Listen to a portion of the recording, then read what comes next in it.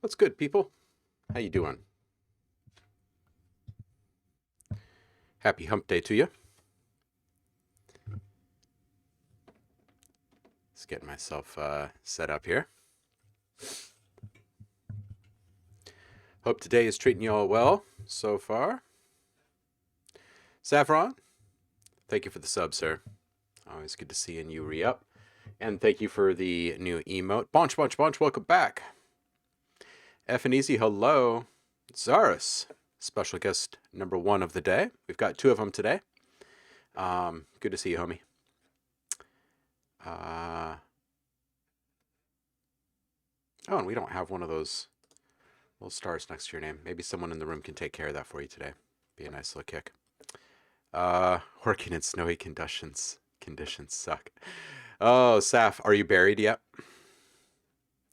Good morning, Purple Bros. Eric, welcome back. Diophantos of Sweden, welcome. Welcome to the mix, and thank you for the follow and sub.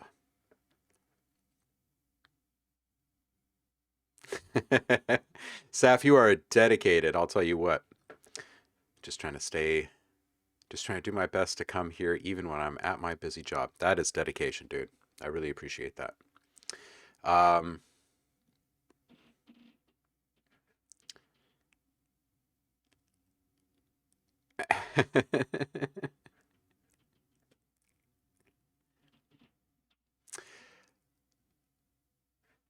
Saris, are you going to get a cam just for us?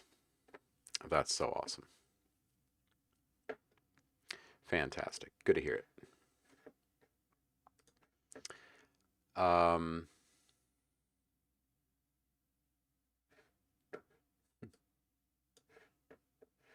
Just for us. I'm feeling pretty special. Like I said, we've got 2 special guests today. We've got Zaris, who's already in the house, and he's dropping stuff like mad over with Ghost Hack right now. We're going to be taking a look at one of these things. We'll have to circle back and have you on again and talk about the next one.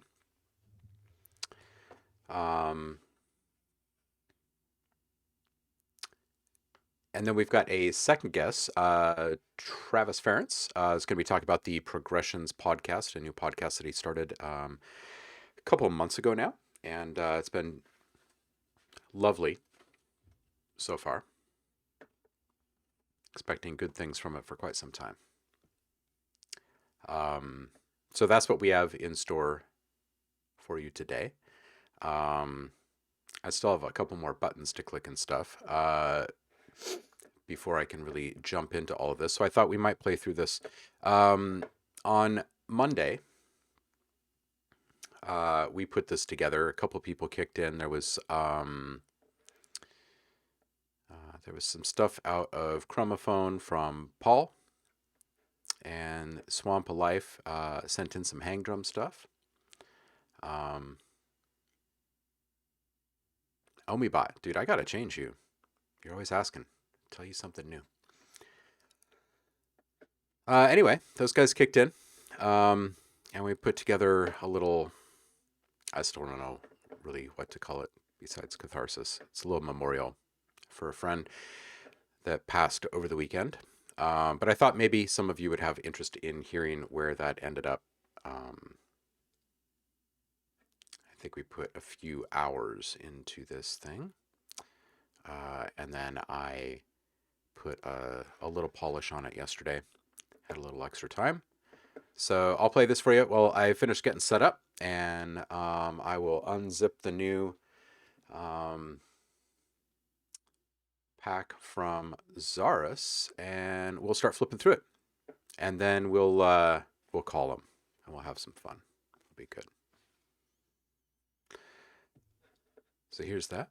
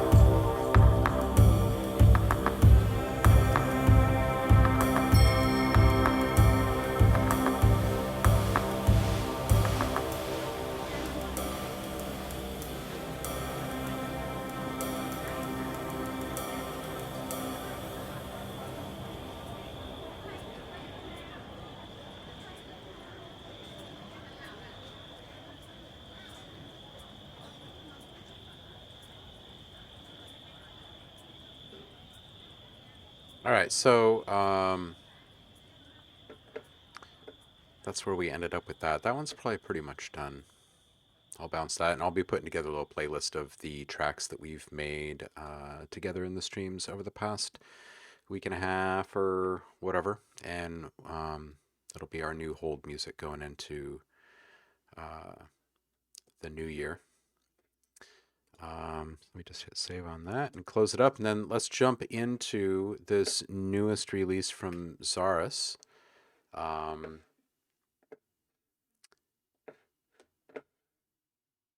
Pull that up.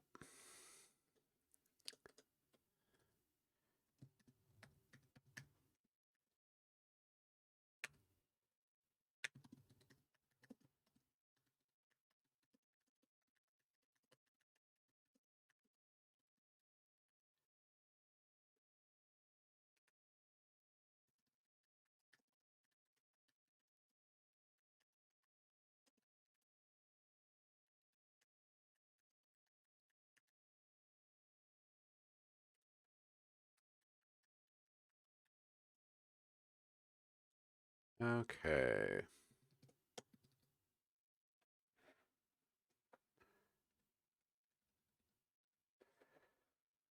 So here's what we've got going on today.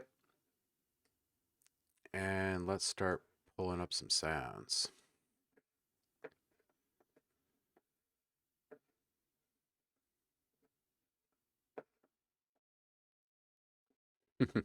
Thanks for the love, guys. All right.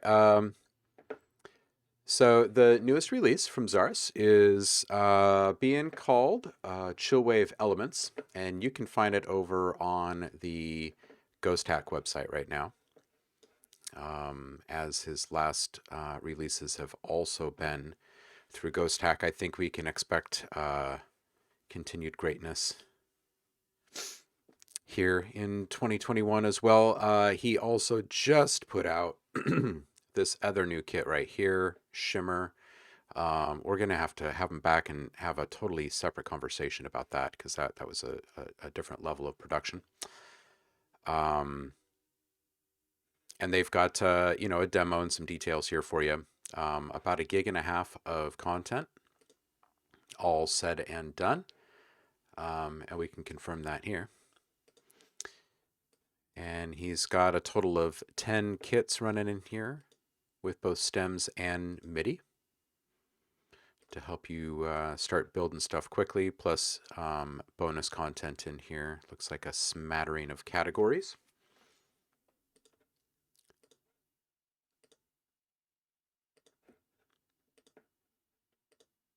And we'll go through and listen to these as well. Let's just give a quick listen to some of the demo, and then we can jump in, start playing around with these, and then we'll get them on the phone and we'll talk. You guys can ask questions too.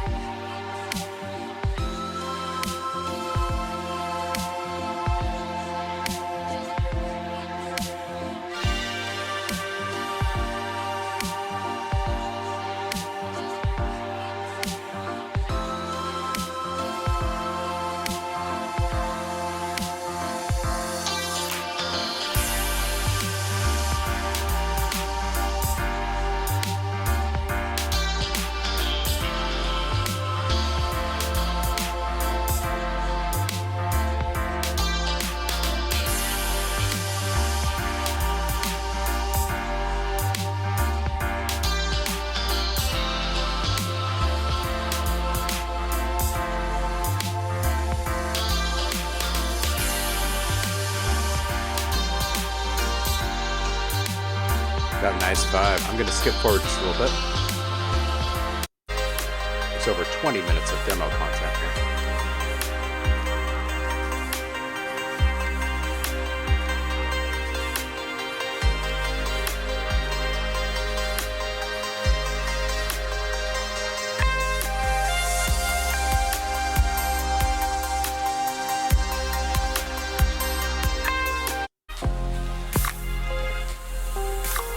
Some juicy lo-fi stuff in here.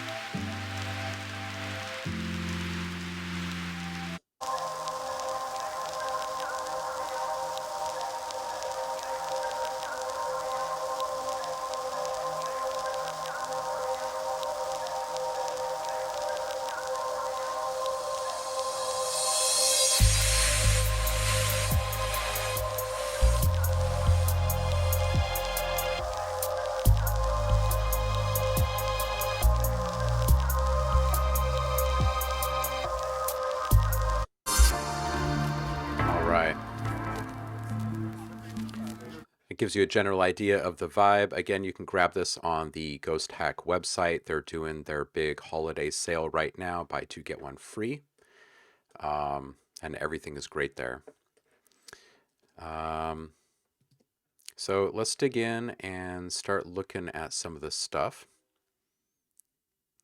You can't have retro and lo-fi in the same sentence without a Smoker's Delight something in there. There's a Smoker's Delight kit in here, number 4.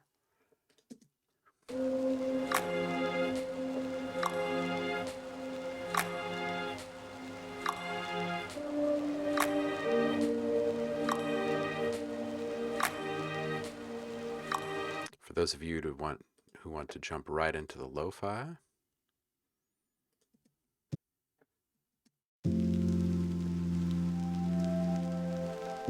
that's nice.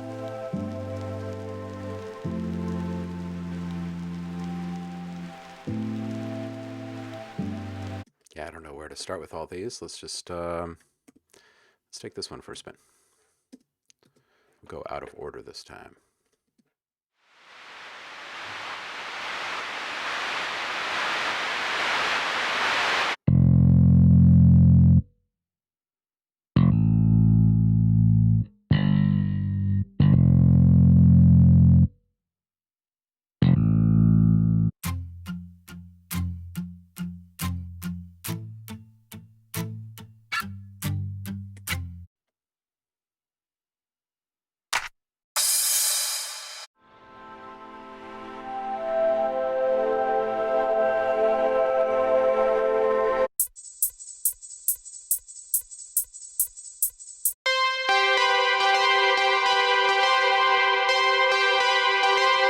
I'm guessing that Juno probably got a workout for this thing.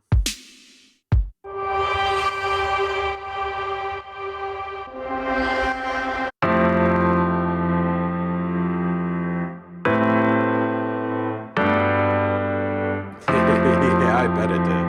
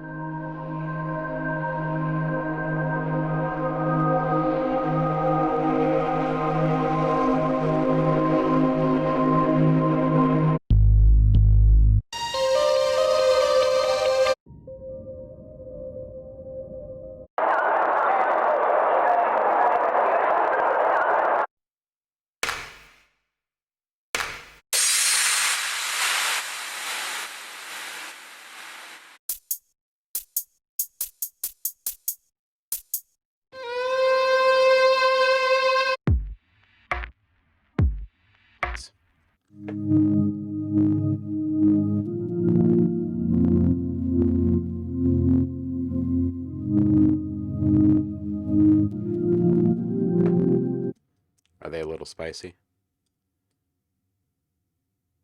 Thanks for the heads up on that, Rick.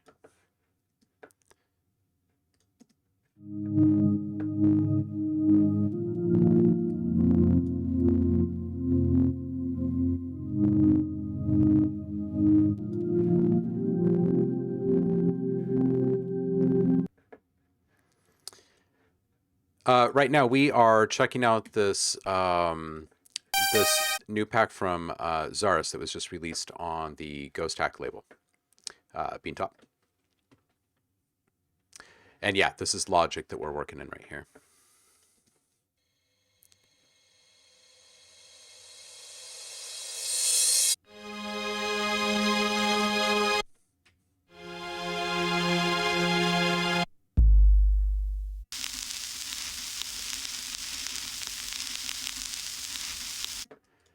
Nice, okay.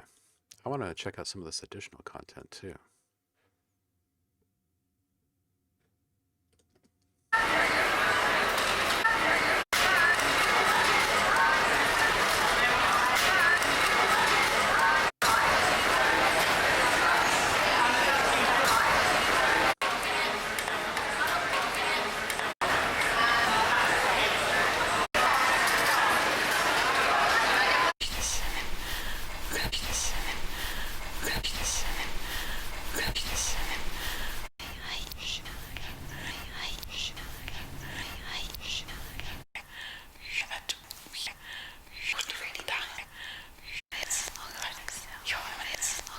These are great.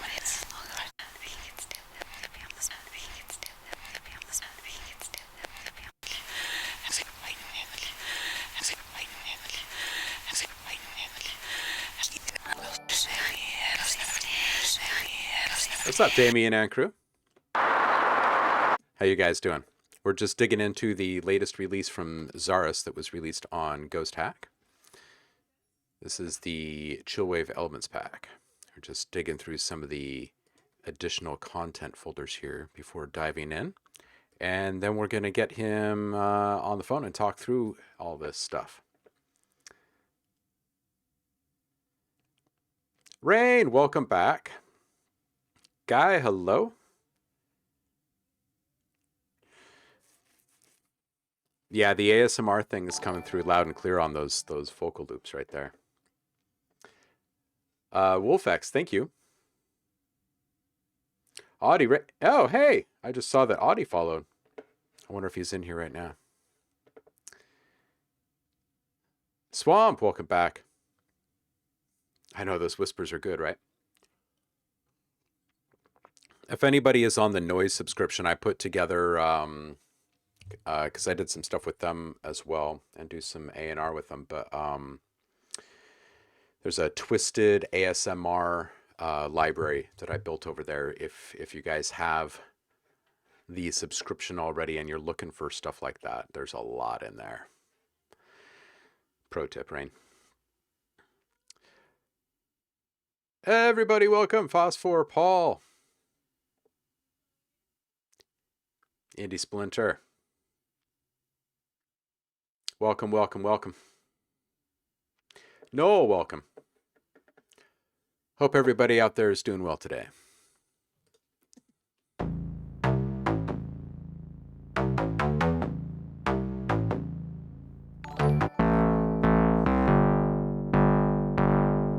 Jordy, thank you for the follow. Thank you for the kind words, Noel. I can't wait for your stream, dude.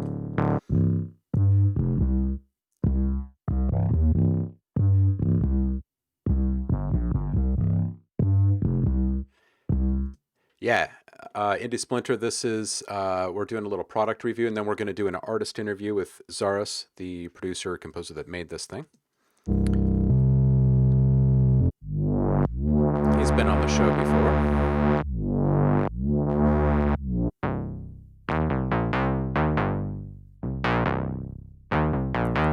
These are tasty. Are these Juno?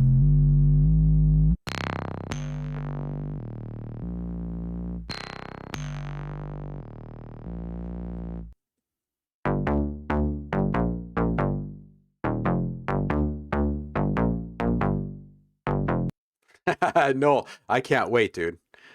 That sounds like a good time. Maybe I'll take the day off and just watch. Watch you smash things. The Juno and the Korg Poly. Awesome.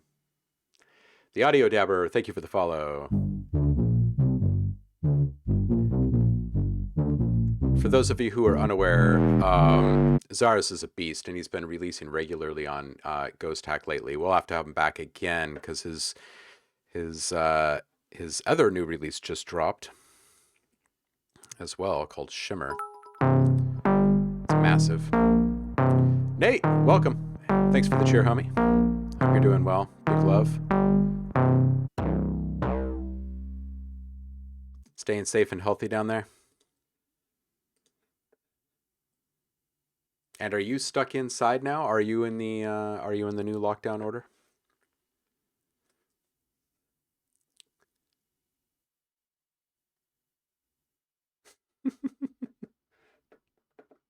Yeah, Jordy, absolutely. Anonymity is king.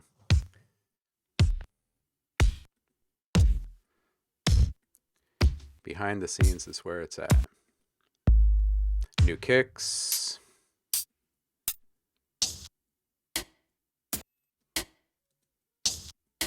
Nice.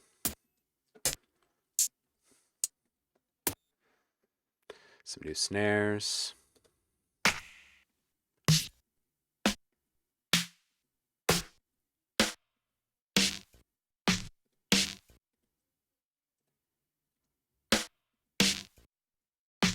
Yeah, these are all ace.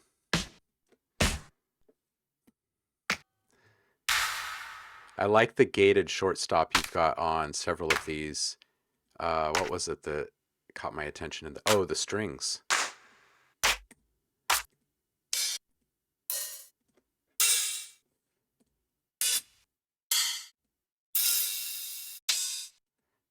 Okay, these open hats are fantastic.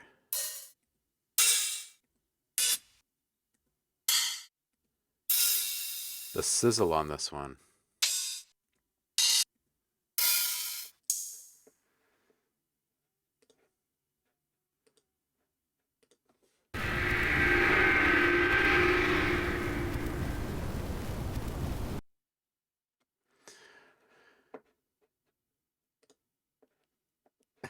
Rain, definitely not famous. Oh, man. Nate, so you're not in the official lockdown. Are you sticking around home then? I hope so.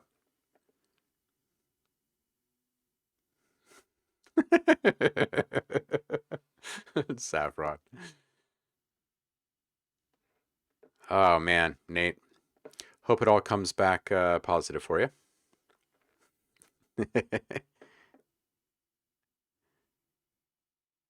Good, dude.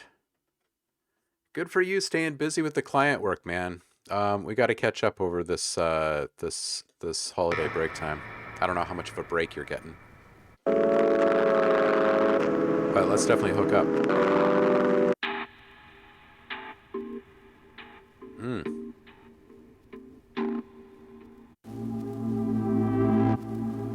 Yeah.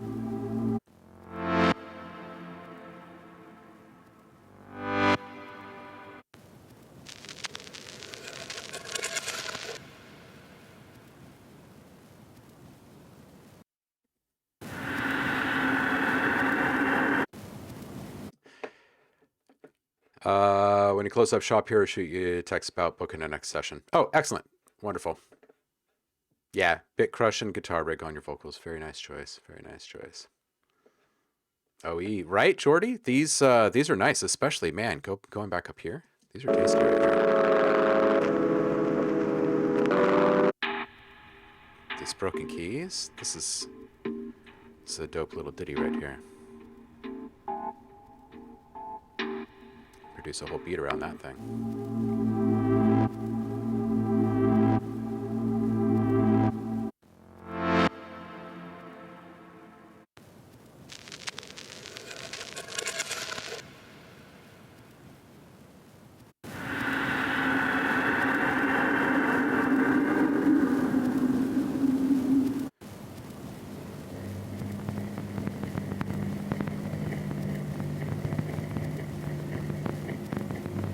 Oh, before I forget, if you are not currently subbed and you want something awesome for a holiday surprise, then you better sub before whatever mystery date I'm going to select before the end of the month. So make it happen. If you can't and you need some help from the community, say so, because people are always kicking down in here. I just wanted to get that out before I forgot.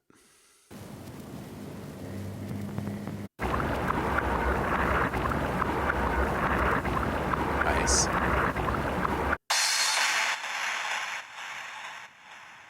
I like how you went old school with your loops.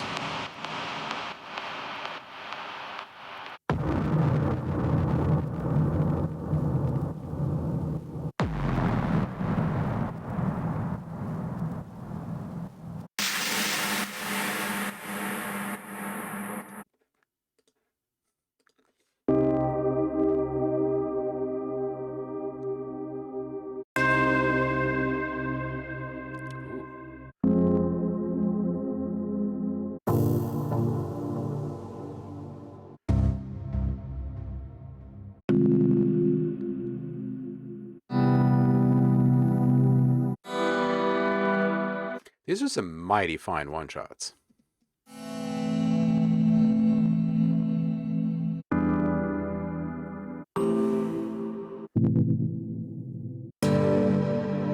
Man, I mean, let's just grab one of these at random and just toss them into a sampler really quick and see what they sound like.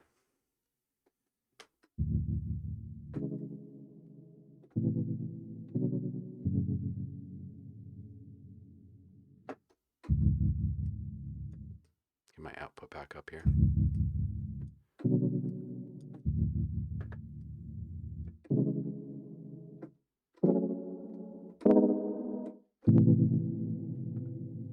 Pineapple pastry.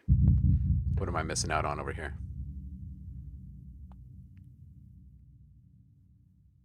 No worries, Nate. You get to it when you get to it, man. You just hit me up.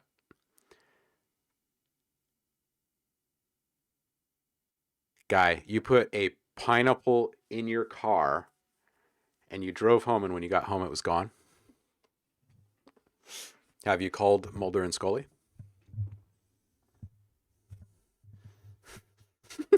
No. You don't want to lose large melons or fruit randomly. It's dangerous. Oh, man.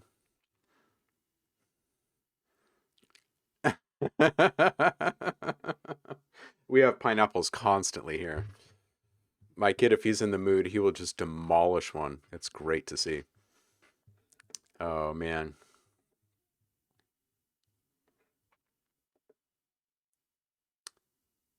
Whoa, Jordy. Dude, I'm so sorry to hear that. You lost 15 years worth of material. Oh, man. Is it a good trigger or a bad trigger to get back in? You feeling the juices flowing?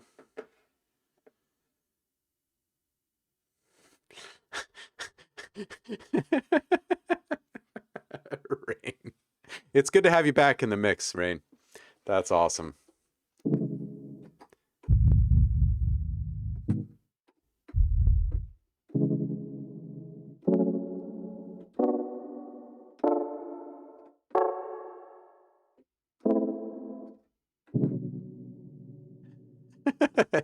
You guys are cracking me up.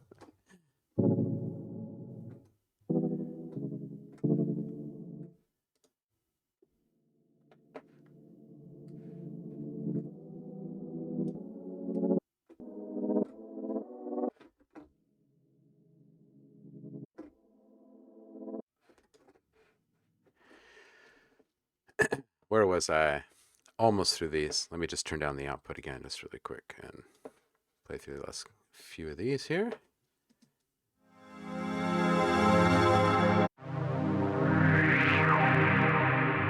Ooh. Dubby.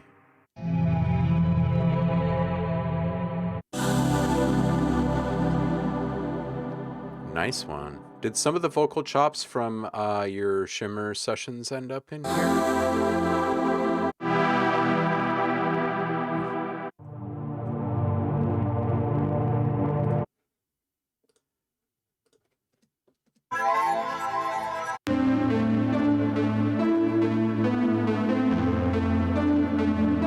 Yeah.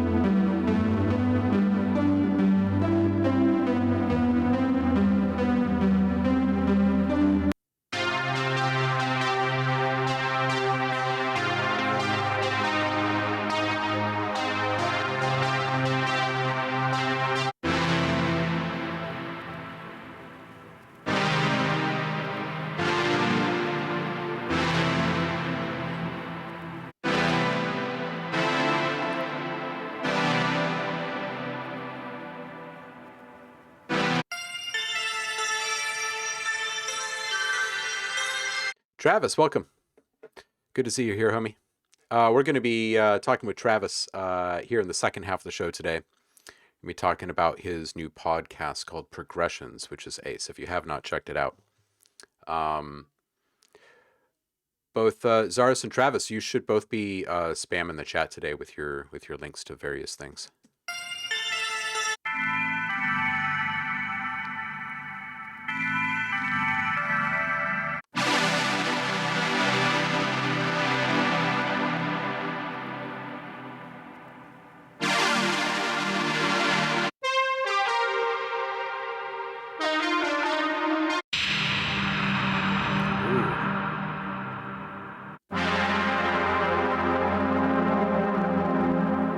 Sed is in the house. How the heck are you, Sed? I miss you, homie. Hope you're doing well.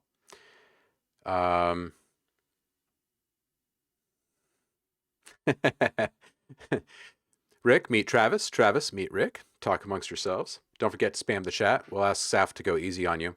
Hey, Saffron, you should head over to the website and pick out another sound pack for yourself. Let me know which one you want, and I'll shoot it over to you. I appreciate you always helping.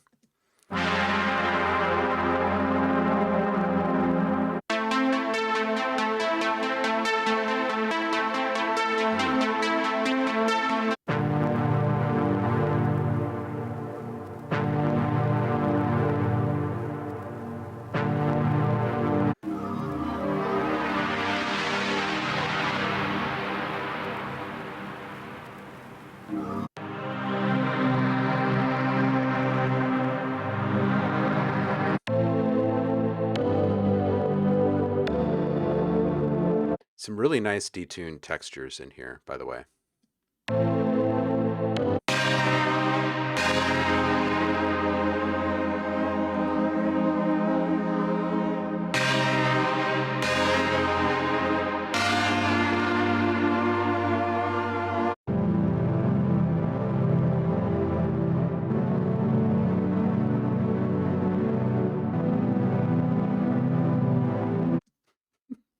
Rain.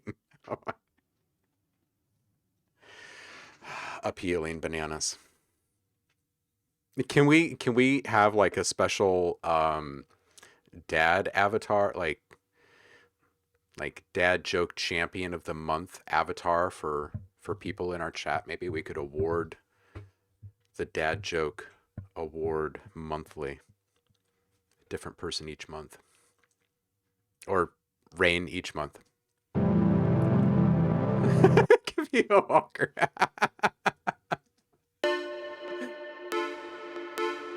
The Golden Walker Award.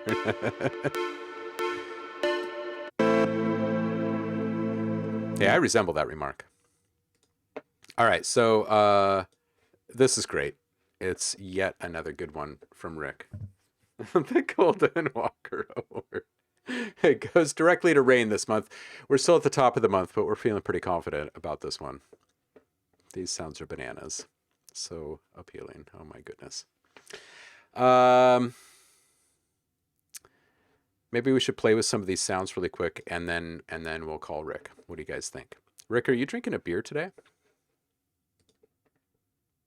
And if so, what kind of beer?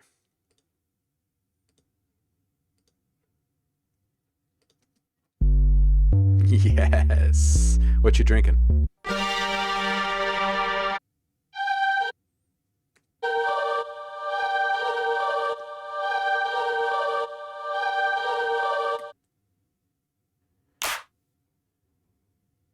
Carling.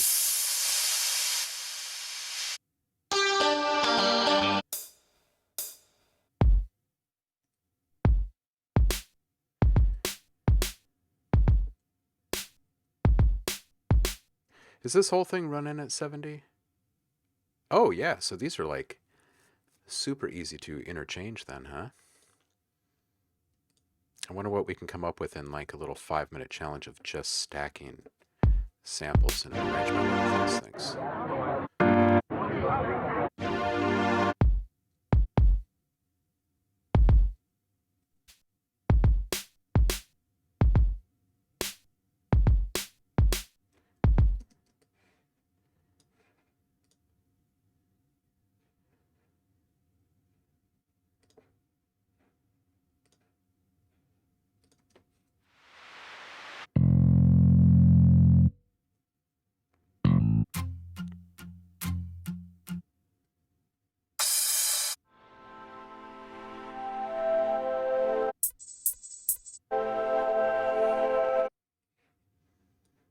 Play mix and match.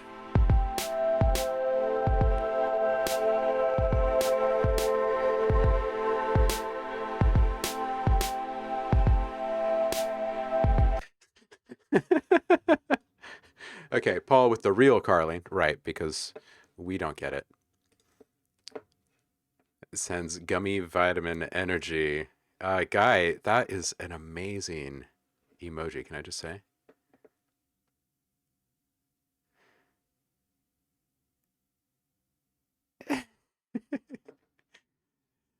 Purple Prose has stepped up her game. She's now whispering, watch out.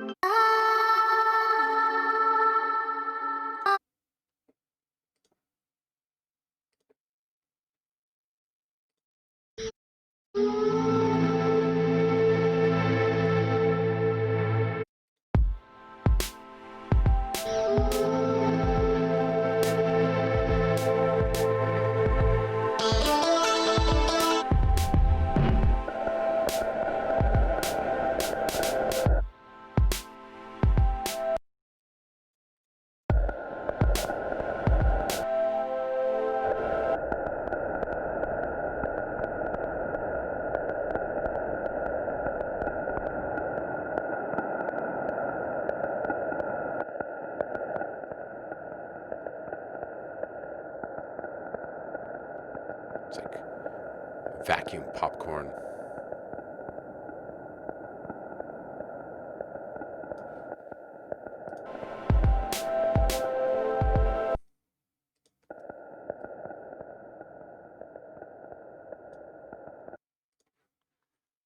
Shall we wash it?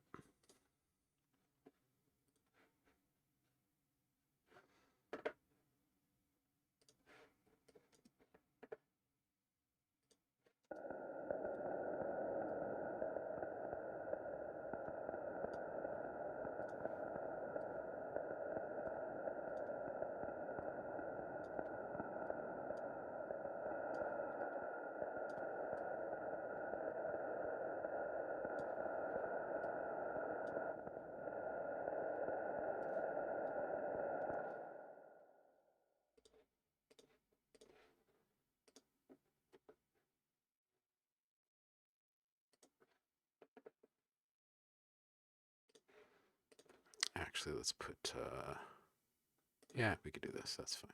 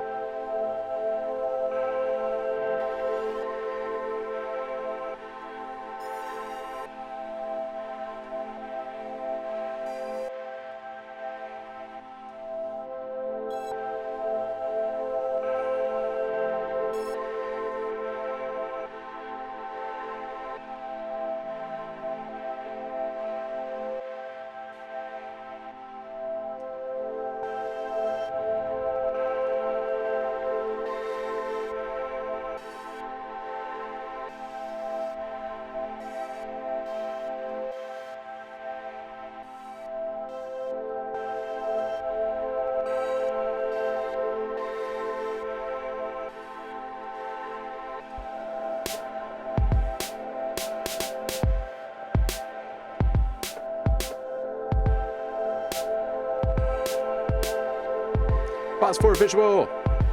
Thanks, homie. Take care. Have a good stream.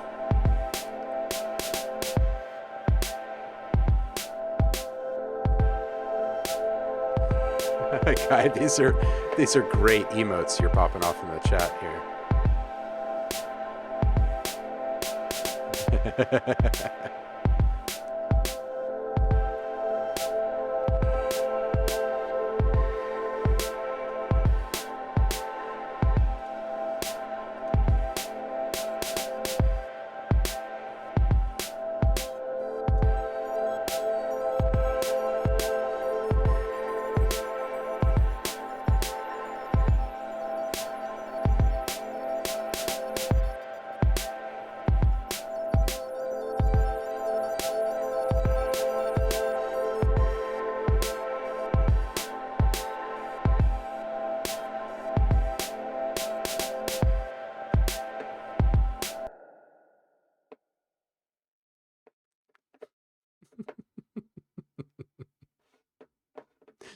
Oh my goodness.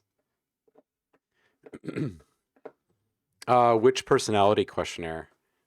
Heidi, I feel like I've taken all of them. The latest one that we've been diving through is the Enneagram stuff, which is, in my experience, it's so far the most accurate of any of them that I've come across. And I think I've taken like all of them over the years.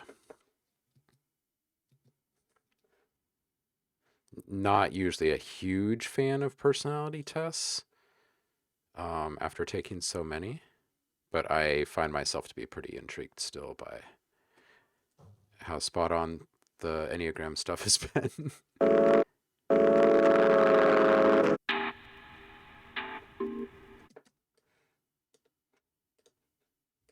What are we at here? This is G. Oh my goodness. Okay, let's see here. A minor.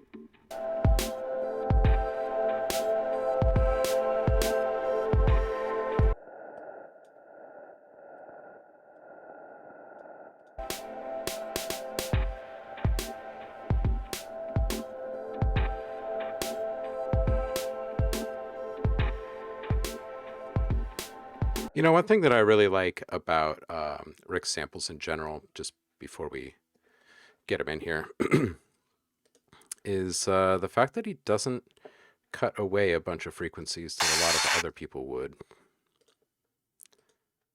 I appreciate that.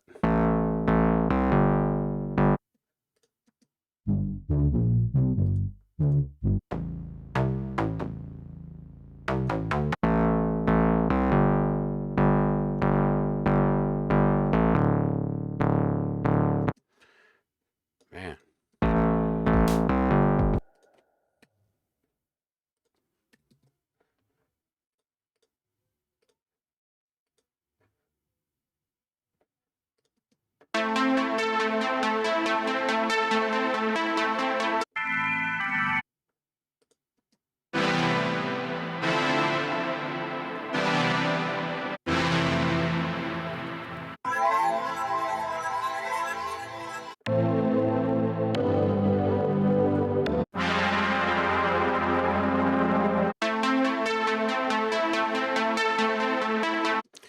this is one of those packs that I'd actually like to sit down with after the review and actually make some stuff with.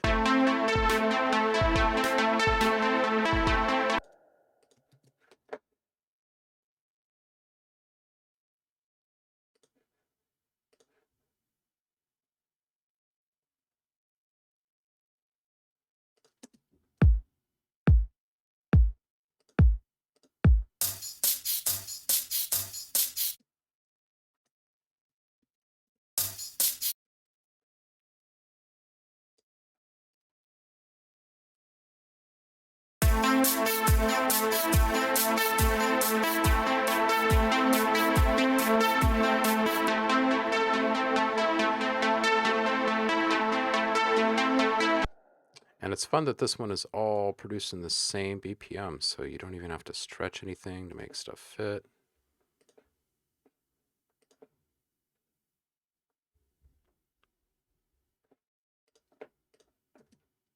Some nice little supporting MIDI files.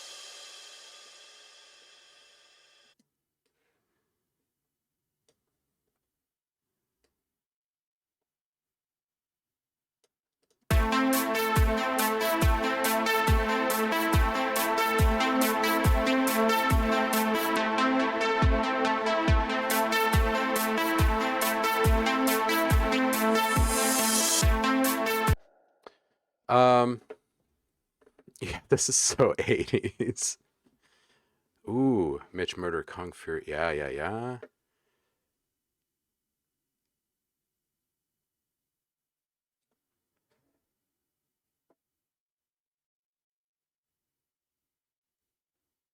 Juno, Emulator, and the Moog. You're updating stuff, Paul. I've missed this part of the chat, I think. INFP. Yeah, we did talk about it in chat the last time.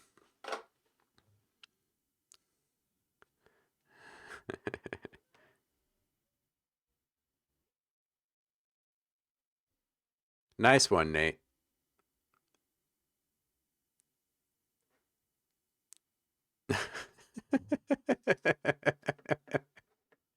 Oh, yeah, I don't think puns and jokes. I know sarcasm doesn't work in the personality test, that's for sure.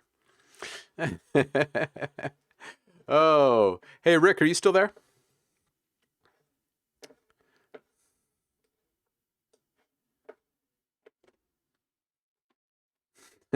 Right?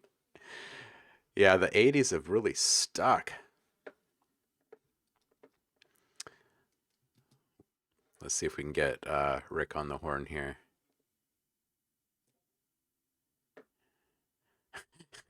Paul is still broke from Black Friday. Oh, man. I forget, Rick. Did we do... I think we did Zoom last time.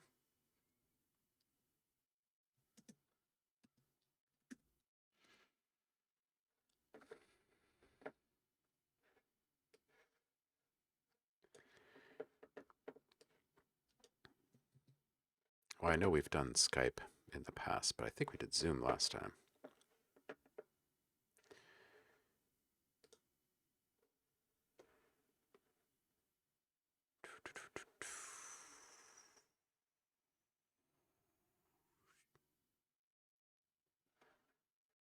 Oh, actually, we may have lost him for a minute.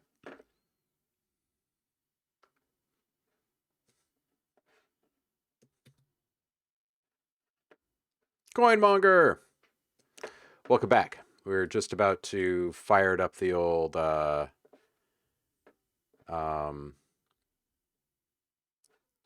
internet phone here and get Rick on the wire. Start this artist interview. We were just tripping through his latest release.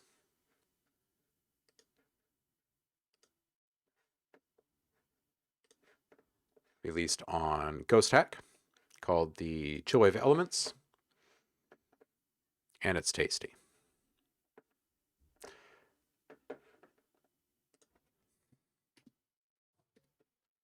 All right.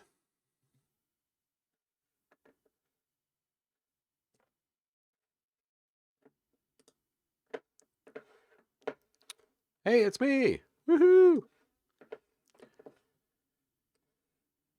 And let's just send this over to him really quick.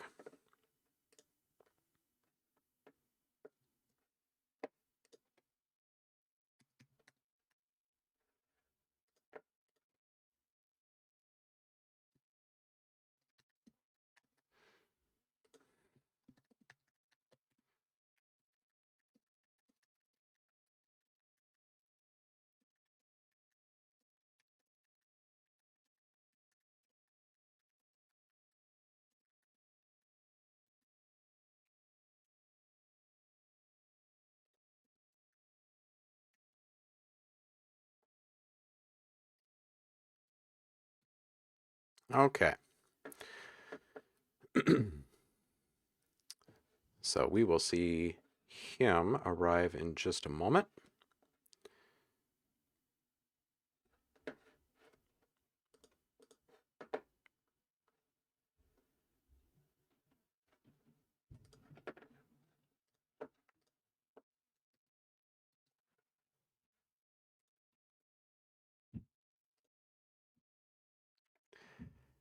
Hey, Rick.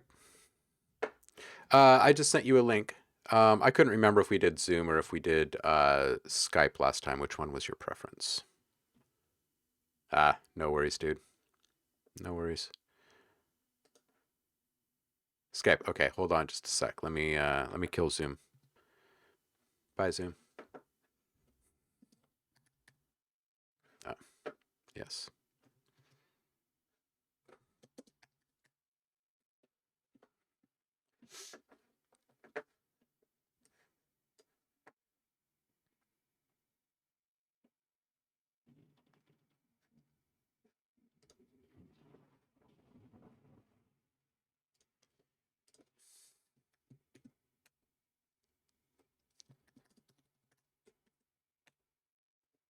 All right, let's get this man on the horn.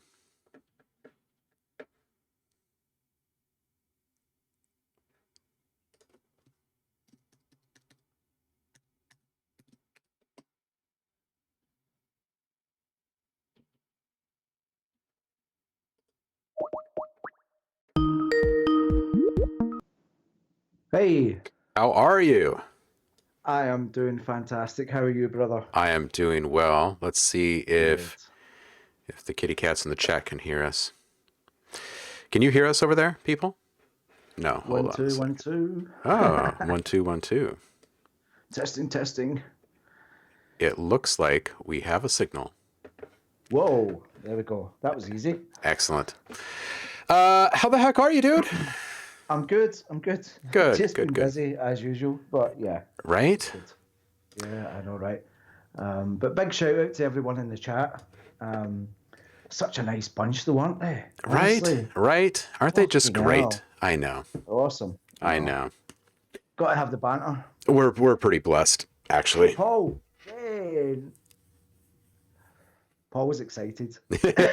1 2 3 4, at least 4 exclamation points, maybe 5. It's worth it. Bless him. He's such a lovely man. Nate, thanks for hanging out. Circle Hey, back and Sam. check out the VOD. Yeah, I mean, yeah. I mean, I always try to jump in on the streams, when I can, because normally it's kind of evening time for me anyway, so it's kind of quite cool. I'll jump in for 10 minutes and listen to what you're cooking up in between sort of working on my own stuff, do you know what I mean? Absolutely. And what's really funny is, though, I got serum, I think it was like about a week ago, and I was like, man, I want that skin that you've got because looks really shit compared to Oh yours. yeah. We can fix Hey that. Nate, good to see you, man. Yeah, can you send me that skin? I was just I'll like, just show it to you. It doesn't look like Chrissy's. What the fuck? Here, I'll show it to you really quick. It's super simple, man. If you're looking at the screen, you just click on serum, like in the Right. upper left-hand corner, and then you go to skin, Oh, and yours right okay. now is set to default. So Right. click on serum, click on promethium, it'll change it, and then click in here again, and then say set current skin as default.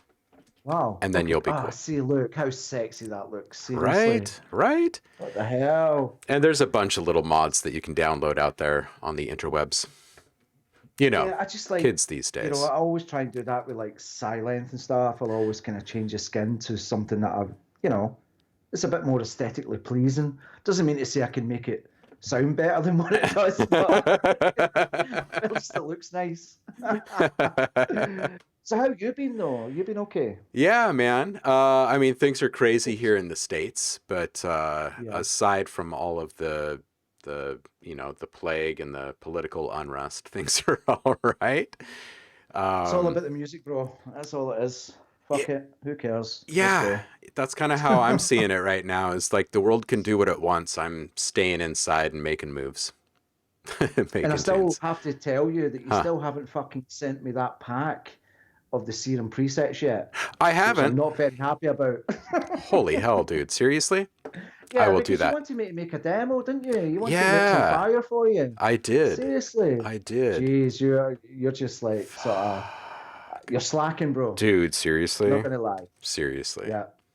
Got to bust your Um, balls for that. can't believe that.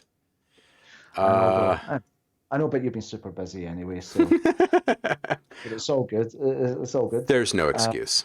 There's no excuse. I've just made a yeah, note for it's not. myself to send it to you as soon as we get off the phone here. Yeah. So how's everyone doing in chat anyway? Everyone okay? Everyone safe? Everyone fine? Had your dinner, breakfast, Yeah, lunch? right? They're talking about pineapples.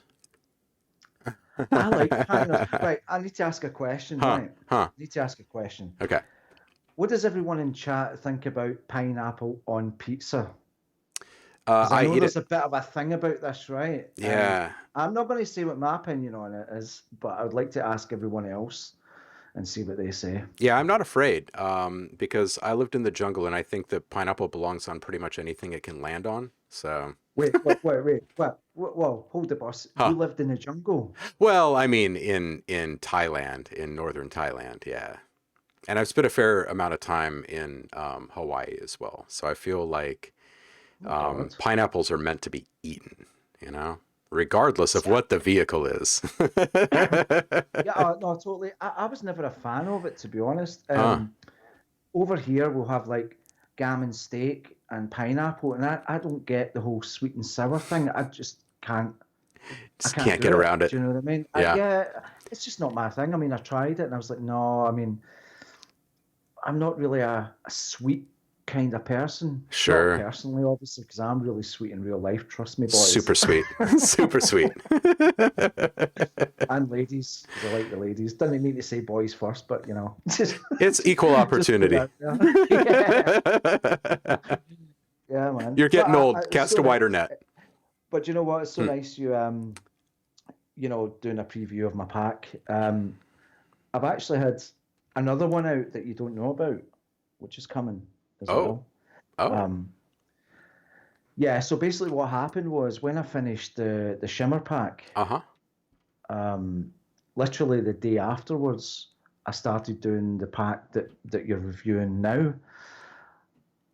And then I finished that about 10 days later, and then did another cinematic pack, which was about sort of roughly the same size. And now I'm obviously doing the cyberpunk pack at the So wait, wait, moment. wait. You did a whole nether pack that you didn't even talk about between those. Yeah. Holy hell, dude. Good for you. Good for Well, it you. was kind of bits I already had, and kind of like I was working on throughout the year, Uh-huh. and just put little bits here and there. Do you know what I mean? When you have a Yeah. little bit of downtime, you come up with some ideas. Mm-hmm. And so I sold that to Ghost Hack about 3 days ago Nice. as well. Nice. I don't know when it's coming though, to be Well, fair. you're releasing like a freaking madman. We should probably just like put another show on the schedule each week and just have you come and talk about your release that week. We should just call it the Zara show. Let's I'm only We should joking. just rebrand this whole thing. I'm only messing. But yeah, no, it's been really, really busy, and it's good because when I finish the Cyberpunk pack, Mm-hmm. which is going to be done, well, actually, I've kind of done about. I started it about 2 weeks ago, and I've already done 6 gigabyte of content for it. But there's You're also a inspired. contact instrument that's coming with it as well. So I'm kind of like in the middle of doing the presets for that as well. So I think the way it's going to work is the sample pack will come out and then the actual contact instrument will come later. So it might buy Mm. me a little bit of time. I don't know. Yeah, yeah, I don't yeah, know. yeah, Yeah, well, the whole thing, Rain, was actually had because I'm a huge fan of the potential of that game because I'm a gamer as well. So I've yeah. actually bought the game. I was on pre-release for that anyway. Uh-huh. Um, so I knew that it was going to be a thing. Mm-hmm. So what I thought months ago, I mean, I'm about a year ahead of what I'm going to do because I look at the genres that are Likewise. going to be big for the next 12 months. Mm-hmm. So I knew it was going to be a thing. And when I finished Shimer, I did a proposal for it. And then obviously Ghost Hack sent them a few demos and they were like, fucking hell, yeah, let's do it. Done the game and got started on it. And it's turned actually out better than what I thought it was going to because I'd never made Cyberpunk before. Do you know what I mean? So I went on YouTube, watched a few sort of videos and listened to, I mean, I like techno and whatnot. Sure. And I like the whole synthwave thing. And it's almost like those two had a baby and Yeah. suddenly made this really, grungy techno aesthetic with like guitars and fucking just Yeah. absolute mayhem. I mean, obviously, I sent you some demos and whatnot anyway, and yeah, so it's turned out pretty well, And the thing is as well, there's not really anything like that in the sample pack sort of world as well. So I've kind of went ahead of the grain on that, which I'm really sort of happy about. That's awesome. That is You know, awesome. so that's the thing when you're making sample packs. You've kind of got to think what's going to be next, or if you know that something's underground at the moment, it's maybe going to go a little bit mainstream, or it's going to Uh-huh. start. Uh-huh. I've always got my ear to the ground and stuff, and I'm always getting people sending me stuff saying, "Oh, have you heard this or have you heard Right, that?" And I'm like, right. and one of the big thing, and this is for you guys that make sample packs. Hmm. There's a genre that's really starting to take traction at the moment called future rave, Mm-hmm. which I've actually started doing today, and I'm incorporating that into the cyberpunk, but making Ooh. that little bit more edgier. Yeah. So I was working on that today. So, but that's a pack that I'm going to be doing. So I've already got my next 3 or 4 packs lined up. Man. Going to do so. Future rave. Yeah, That's what they're going yeah. to be pumping in the warehouses on Mars, is what I Oh, hear. it's got a whole '90s vibe, but like with a more kind of sort of current sort of aesthetic in terms of like using like side chaining and really pumping the shit out of it. Do you know what I Right, mean? right, right. Uh, so yeah, I done my first sort of future wave thing today, and I was like, "Geez, Oh this is man. sounding good." I, Yeah. I even actually made my own presets serum for it as well Oh, nice.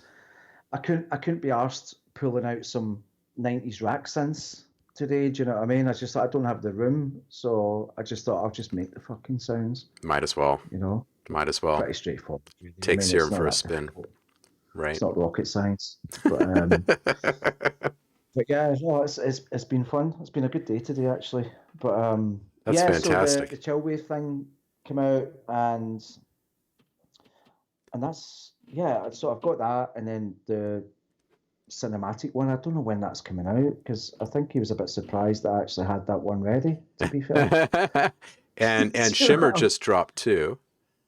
oh Shimmer, oh, do you know what? I'm so proud of that pack. Oh man. I had a lot of help on that, and I'll tell you why. Because it's like 25 gigabytes of content. That's a ton of So I stuff. do employ people that do vocals, the artwork, um, and any sort of additional sounds. And normally, if I'm doing a pack of that magnitude, I will hire other sound designers. What I'll do is I'll do the main body of it, which means all the constructions, vocal kits, and the main part of it. And then I'll Right. get people to maybe do extra sound effects and loops and whatnot. But I always stick to what the premise is and how I want it to sound. The Right. rest is just sort of not filler, but it's just additional parts that I'm too busy to do. Sure. Do you know what I mean? Yeah, absolutely. But they obviously have to fit the aesthetic and the sound of what I'm trying to achieve. So Yeah. yeah, I do employ a few different people on various projects, and it's always worked out, and I'm really pleased with that. That's Yeah, awesome. sure. Yeah. That's awesome. So it sounds like what kind of recording did you do for the chill wave elements? Because there are some things that are sounding as though you busted out a recorder. Did you? Yeah, I mean, like I use a lot of hardware and software um, because I'm old, right? I'm like 46 years of age. Do you know what I mean? So I'm Sure. used to back in the 90s using like old like reverb boxes and old EQs and stuff like that. So Right. when I'm bringing a hot signal in from an analog source, I know how to treat it to keep it in that sort of again aesthetic. Do you know what I mean? Like really Mm-hmm. dirty and really grungy. I use a lot of um, I've got emulators that emulate like S950s, S1000s, and I can take the bit rate right down Mm. just using a plugin, do you know what I mean? And Mm-hmm. adding a lot of dirt and yeah, and sidechain as well, which gives it that really nice warm pumping sort of feeling as well. I've got an old Elisa's box that I use for that. Oh yeah. Um, and it's like that's what they used back in the early 90s for that really warm but grungy sort of side chaining effect. So I just route everything through, Nice. um, and it works. I mean, you know, sometimes it is a little bit hit and miss as well. You get a sound, you go, oh shit, I maybe went a bit too far with that, or Well, but these the are sounding majority of great. the time, yeah, no, thanks, man. It's turned out. I mean, it took me about 10 days to do that pack, Mm. all in, and then the really boring part of like rendering it all out and you know, rendering all the MIDI and doing Right. the demo and stuff. That's the boring part for me. The best part is actually doing the creation of the pack itself and knowing what the layout's going to be. Absolutely. That's what, yeah. Absolutely. Yeah, you need some interns, right? Yeah. Oh, do you know what? I Huh. employ a load of different people for different things if I really need it. Mm-hmm. Especially for vocals. That's probably the sort of the main thing. But you'd asked me actually earlier if I'd had used any shimmer vocals. Actually, I don't remember if I did, to be honest. Kept them separate. Yeah, I just kept them separate. It's really hard though because I've got all the raw files from the original recordings because obviously they were all dry when they came to me, and then Sure. obviously sometimes I had to sort of pitch them a little bit, use little bit of auto tune just to get them sort of crisp, and then use some Eventide Black Hole. Mm. So I mean I've got the plugin and I've got the hardware as well. So depends how lazy I am. I'll use whatever. Oh man. So this took you about 10 days or so. I would Um, say so. Yeah, I think it's about 10 days to do the pack, and probably about a day or so just to render it up and normalize everything and make sure everything was looping and all that sort of stuff. But right, yeah, right. Were you really feeling the chill wave theme, or were you more like focused on the aesthetic of like the lo-fi element here, or like was there great inspiration, or was it more chasing a genre that was trending? well, here's the thing. I done 3 or 4 chill wave lo-fi packs for Bingo Shakers last year, Mm-hmm. which were just massive sellers. They just sold so well. I was even shocked myself. Um, so the sort of thing was there in terms of like, oh yeah, I'm going to do another one, but I'll do it with Ghost Hack this time. Right. And yeah, so I said to Christoph, I was like, look, I'll do a chill pack because they're really really good. Because when I make a pack, regardless how forward thinking I am about it, is I think of the bigger picture, like whether it's for music producers, content creators on YouTube and whatnot. So that when you listen to all that chill out stuff, it could be used in a holiday program or it could be used for someone doing blogs. Do you know what I Right. mean? So I Right. think about that whole thing as well. And that's why I was doing that kind of stuff because it seems like obviously with now a lot of people who are content creators are more working from home more than ever now. Right. So you need the copyright free music and whatnot. So that's Mm-hmm. why I was doing more of that. Right. And the chill stuff is just so universal. Oh, it really is. Yeah. Saf just asking, what did you do to make them sound crispy? Uh-huh. Just nice EQs and compression and a whole lot of love. Right? And 30 years of experience, but I don't know if that really matches. Well, you I know think when a to lot, stop, right? well, I think when a sounds for me, see, I don't like to get too bogged down on technicality when it comes to sound. See if it sounds good, it sounds good. You can process the shit out of a sound to the point where it's worse than what it was before.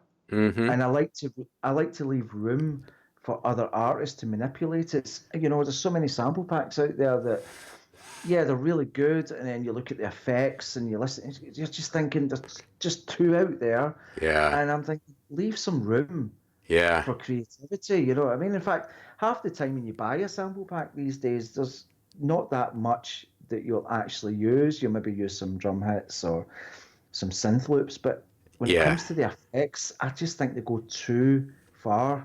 Yeah, it's Um, infuriating. it really is, 'cause you're paying money, you Yeah, know. yeah. And you want to be inspired. You don't want to be pigeonholed, you know. It's Oh, yeah. absolutely. I think if you can hear a sound and go, I like that sound, but I know where it needs to be, then I think you've done your job properly. Yeah. That's a Yeah, yeah. I think people's minds should explode with ideas about what they could do with the sound instead of try to figure out how to take someone else's finished, fully processed thing and make it fit somehow into their music. It just totally two because totally different conversations. you can't. Thanks, Travis. I appreciate that.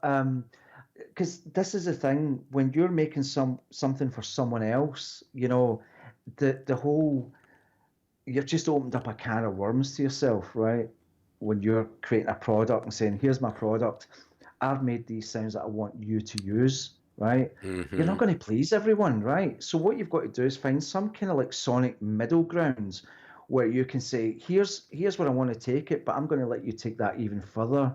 I'm giving you that basic premise. It's a bit like I don't know, you could listen to a preset on Serum, for instance, Mm-hmm. and go, I like it, but I'm going to tweak it that little bit more to make it my own. Yeah. That's exactly how I feel when I make samples, because when you make a sample, you're kind of stuck with it in that sense, unless you can make a few extra processes on top, and whatever it is you want to do with it. It's just, yeah, it's trying to find that middle ground, and I think yeah, sometimes I play it safe a little bit, and other times I don't. But I think if you understand what's going on currently musically and what genres are going where and where it's splitting off from, then Mm-hmm. I think we'll do all right in that sort of industry. So yeah, you've just got to keep your ear to the ground a little bit. I mean, I would never just say I'm going to make a sample pack like this. I would never do that because I've got to make a living. That's right. Yeah. I'm That's just all going to it is. copy what this guy did. Yeah. Yeah. Well, that's what I do. I mean, I'd never made cyberpunk before, and last year I'd never made fucking lo-fi before. I Right. just went onto YouTube and listened to a few videos for 20 minutes and going, fuck it, I know what they're doing. And then you Right. put your own spin on it. And that's what split genres, you know what I mean? So stuff that I've Mm-hmm. grown up with Yeah. or my influences personally will obviously affect every genre that I make. But then that's not necessarily a bad thing because someone will go, oh, that's quite nice, sort of chill wave. Oh my God, I can't believe he's used that sound, but it actually works. And Right. then you start sort of veering off into different directions that maybe someone who was a total chill wave purist might have thought, I would never have thought of using that sound, but that's just coming from my own, well, why don't I try this? It might not be chill wave, but I'm going to stick it in there anyway. Right. Yeah. And I mean seriously, if you Thanks, want to make Saf. something good, you can't just stick to what's already been done. It's already been done.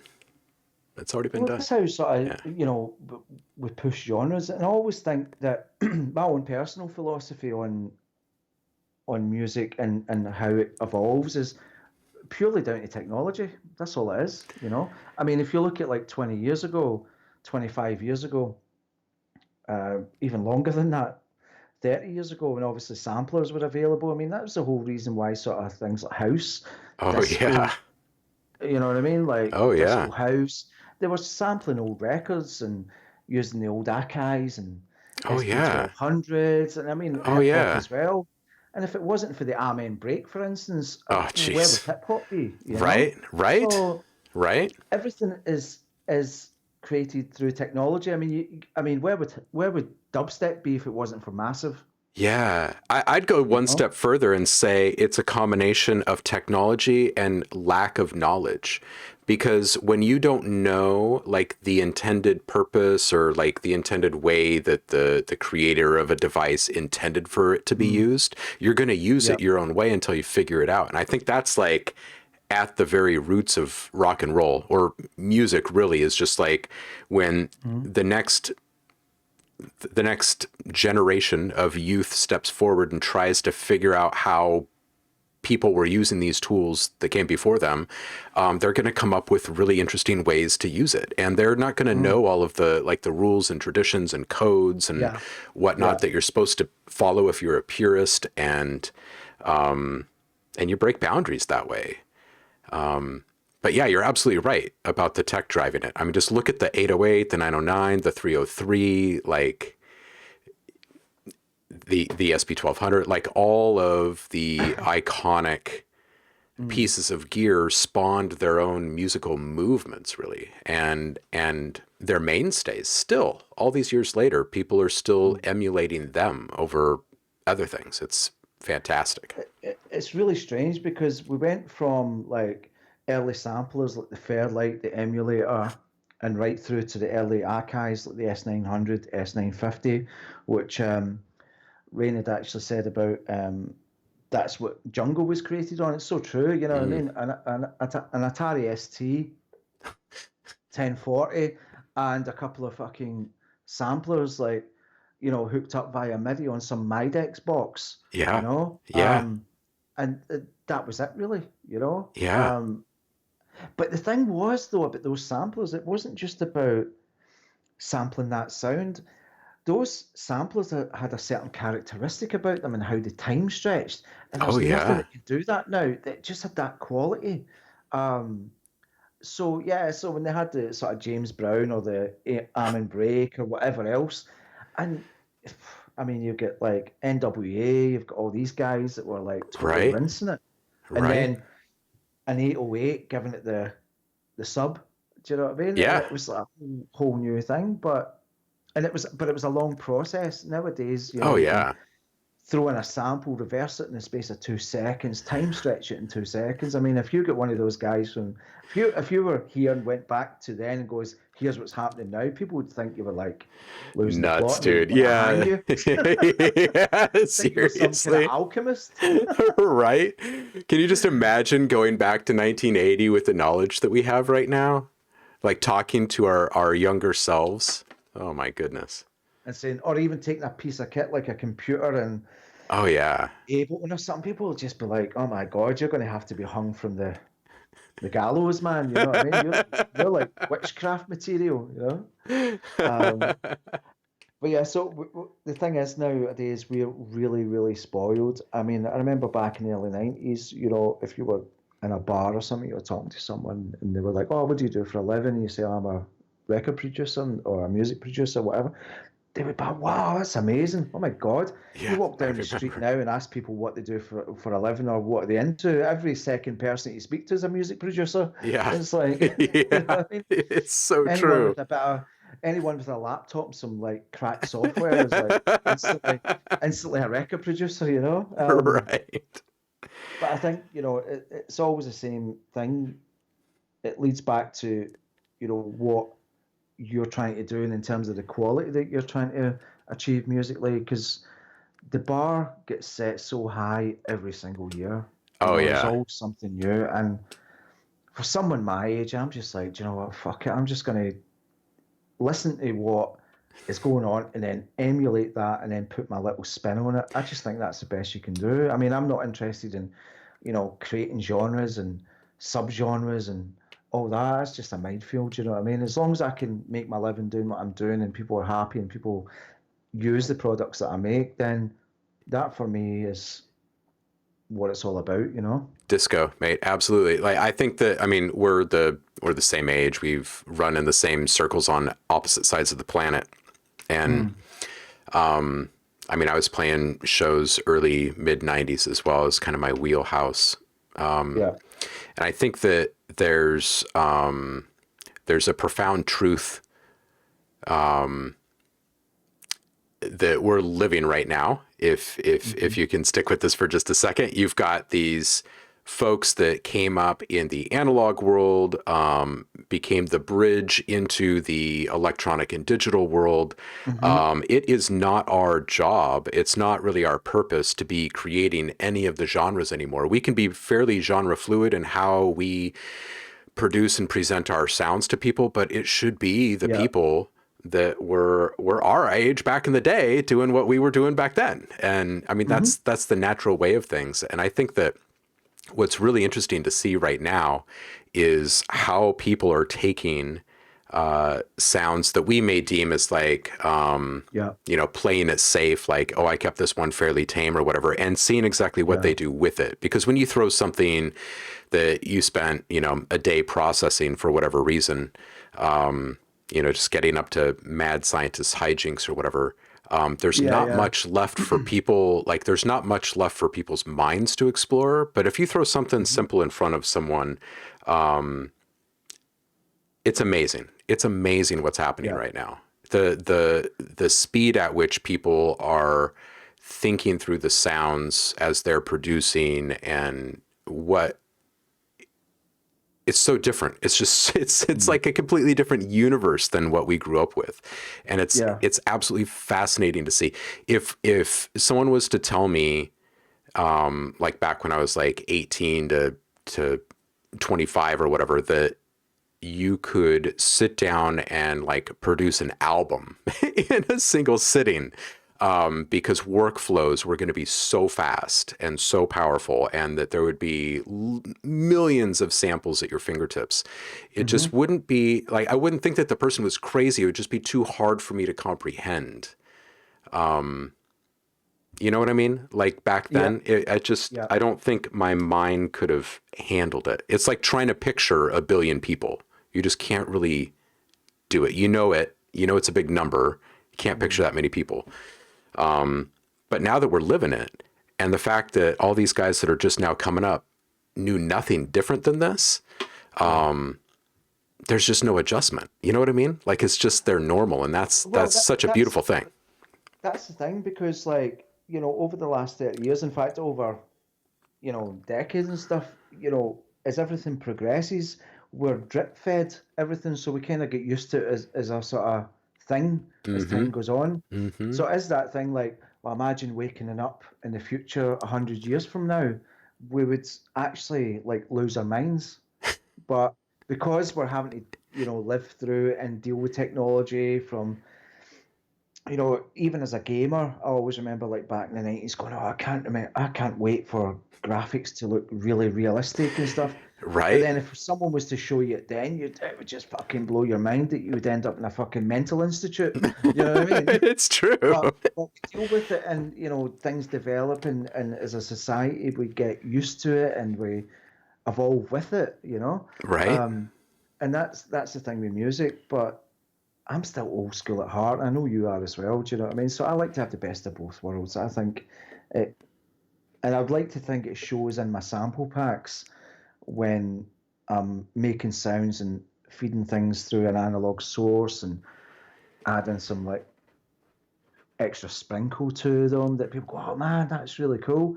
That you don't really get from a soft synth. Do you know what I mean? Yeah. So I guess that's a little selling point for my stuff. But again, it just depends on the pack as well.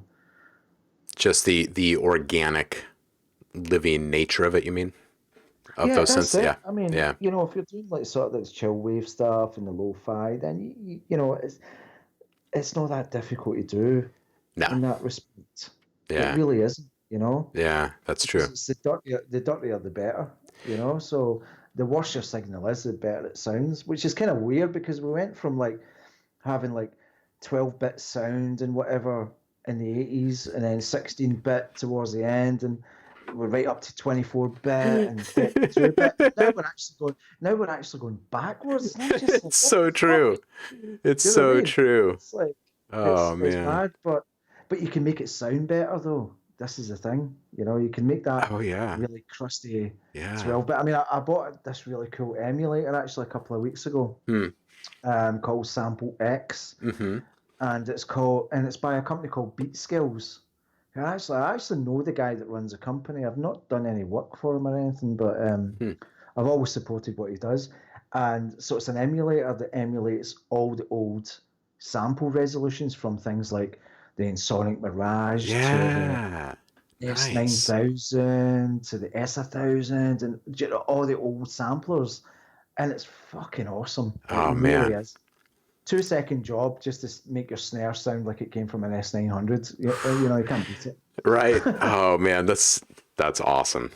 That's awesome. We live in a pretty Really, magical time for music, that's for it's sure. good. It's good. Right? And before I started making sample packs, I was actually a sample pack buyer, so I was Uh-huh. a consumer, Mm-hmm. as you well know. So yeah, when it came to actually being involved in that industry, I was kind of thinking, well, I'm looking at it as someone who would potentially buy the product that I make, and where am I going with it, and what's my target audience, and and if you want to make a sample pack, try and do something that's going to be either kind of forward thinking a little bit and thinking of what's going to be next. I mean, content creation, YouTube is really the way forward, Yeah. for sample packs, I think, because, you get all your stems, which they might not use. They might just like the finished demo, but at least they've got the options to add or sort of like span out Right. when they're using like Final Cut Pro. They can go, oh, well, just do this. They can make their own arrangements. You don't need any musical knowledge.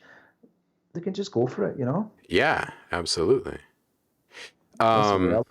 I don't know if you've tripped around in the global tab inside of Serum yet. I know that you've just picked it up, Yeah. but there's a by default there's a it's like a two times oversample that it has quality wise. You Right. can reduce it to the Okay. draft with no oversampling, and Right. it actually does quite well with the like the retro synth style sounds. The LFOs Hmm. are so flexible that you can actually create really pretty darn convincing like analog drift and stuff in there. It's Okay. it's it's actually quite nice.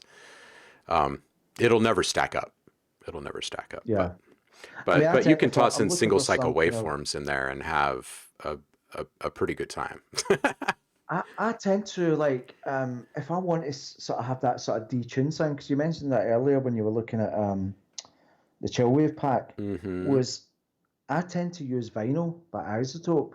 Yeah, That's my sort of go-to, it's because so good. the thing is, right, I'm kind of OCD. I like everything to be in time, Right, right? right, So the detuning has to be in time with everything, right? right. Because it just adds to the whole feel. There's nothing worse than hearing a track and there's a process it just doesn't, It tempo just doesn't wise, like measure that. up. It fucking annoys the shit out of me, right? I have to have everything pristine in that way. Like Hmm. so like, and it's the same with doing auto pan and things like that. If it's in Right, the twos or the fours or the eights or whatever, right. everything's just got to be. I need to have it perfect. I don't care whether it's the oldest sounding thing that I'm doing. It just has to be exact Right, on that. Do you know what I mean? I'm right. really funny about stuff like that. So yeah, it's just OCD, I think. Well, you know what you Yeah. want. Yeah, and I think that people appreciate that because there's nothing worse than getting a sound you think it's drifting all over the fucking place. How am I going to loop that? Well, You know there's a what I mean? reason. It's like, Yeah, I mean, there's a yeah, reason why guys like you are making good content and why people keep coming back for more. They may have a difficult time finding perfection when they start adding things like detuning and drift and whatnot to their sounds. And when they yeah, stumble upon quality sounds like yours, they like things make sense again. yeah. No, I appreciate that. That's really kind of you to say. I just think that I just want to hear something that I would buy myself, and I think when I couple that with what is going on musically in the landscape, then it, you're going to do all right. Yeah. I mean, listen, without saying anything fucking whatever, but like, there's a million guys out there that are 100 times better than me, Oh, yeah. but I I'm just really good at hustling and getting the deals. Well, I think that is part of it as well. You know, you can make the best pack in the world, but getting it out there is, you know, it's you always need going to be the to, hardest part. yeah, you need to have a It's bit of always, a yeah, thing about you to get yeah, that and to get started, because that's how we met. You know, yeah, yeah, with one of my first packs with Prime Loops, yep. and it was just, you know, you have to be able to talk the talk. I mean, I fucking could talk for hours on shit in terms of music and whatever, and you know, making a pack and whatever. But it's it's got to hit a certain point within that moment. Do you know what I mean? Or something that's bubbling, and people go, "Oh man, actually, yeah."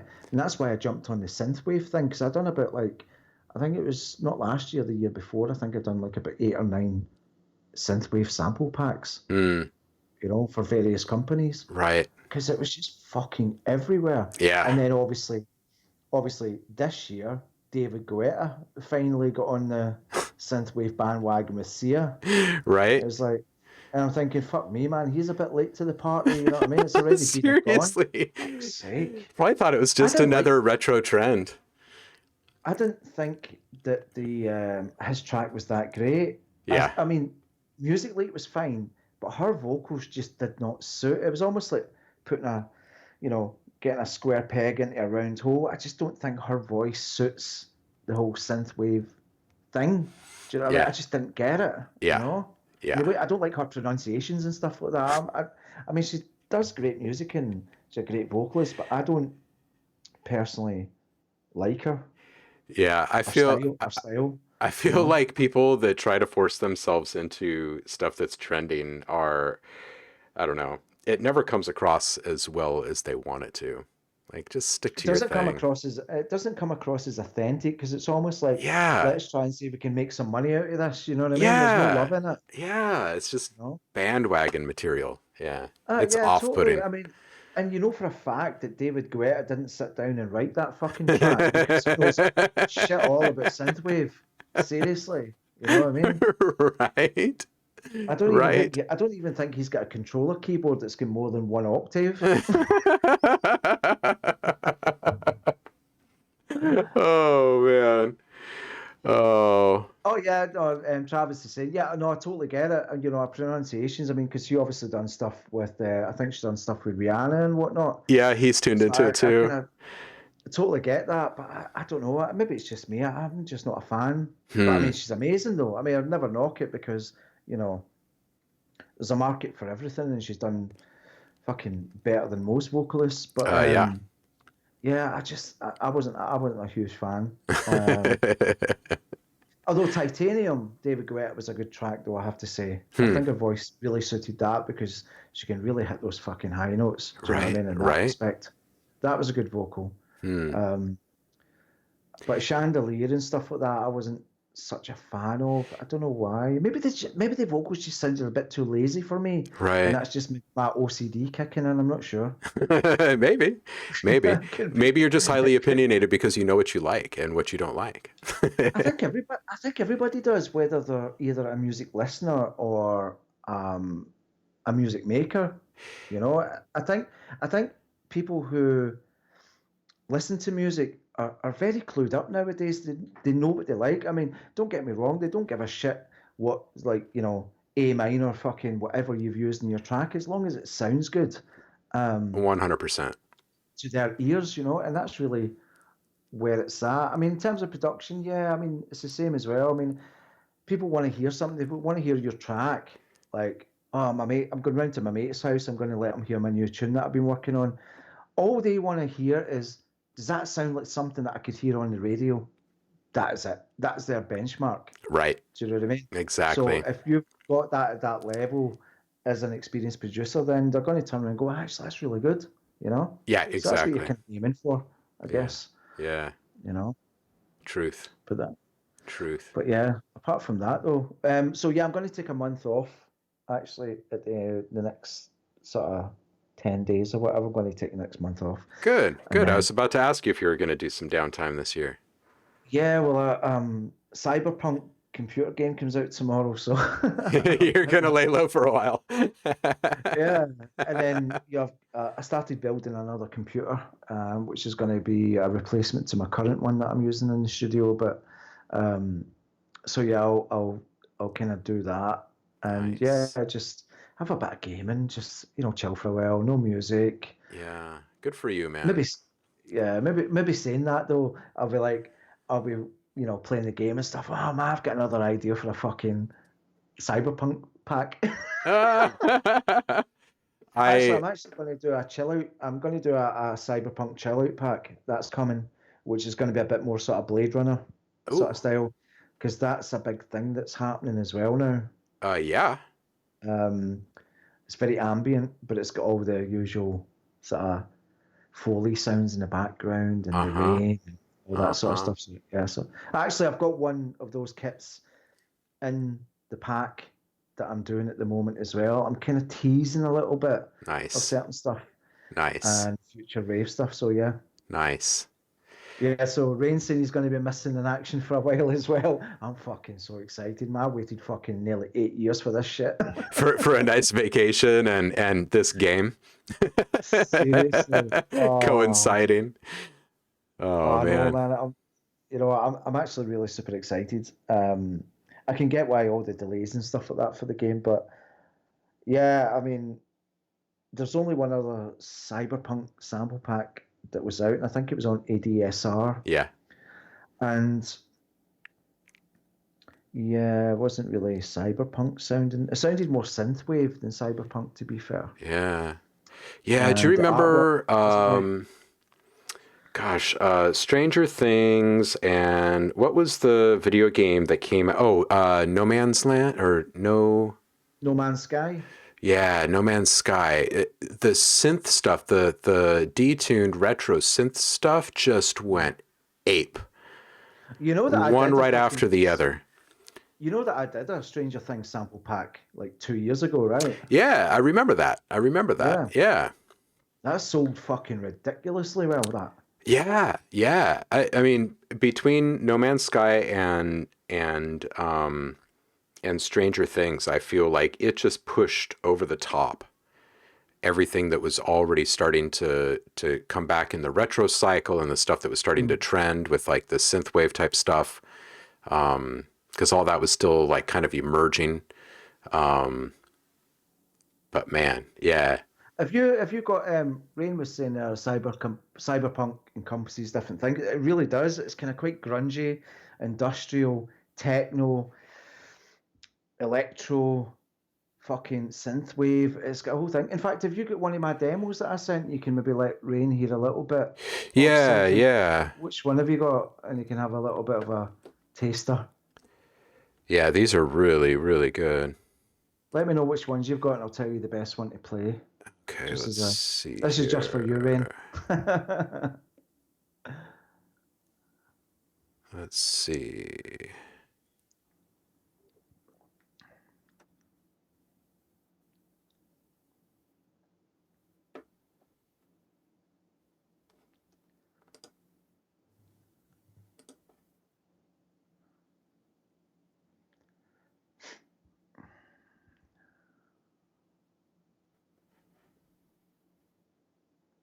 Where the hell are these things?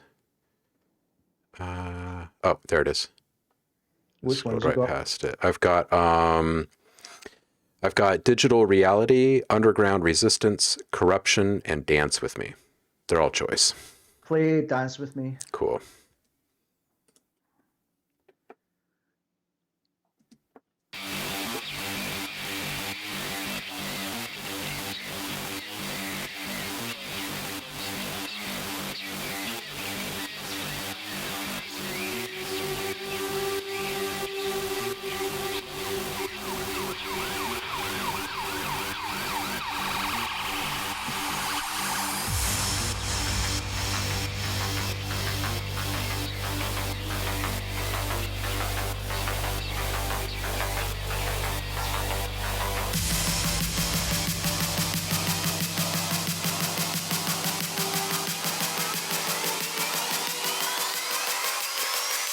While you were here.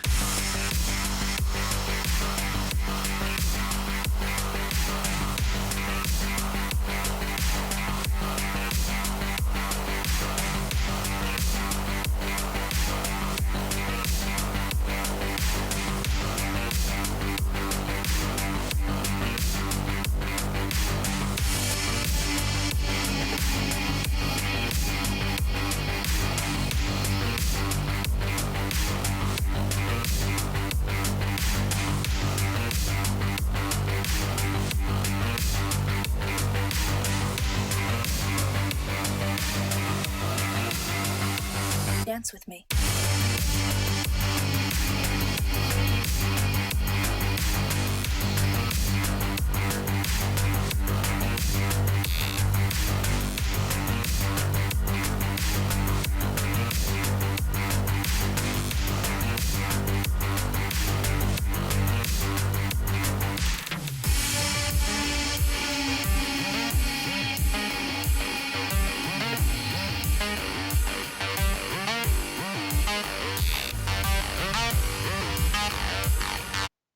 Oh, shit. I'm sorry. Here I am trying to get stuff sent over to you. There you go. Sorry about that. Dance with me.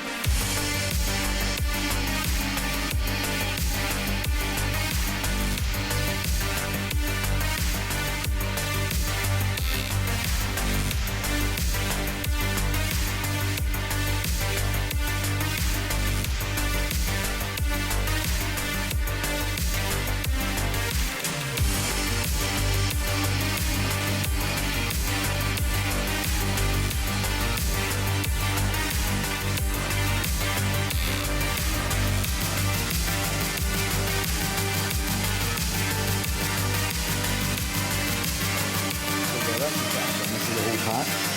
Then you've got the aggressive pumping.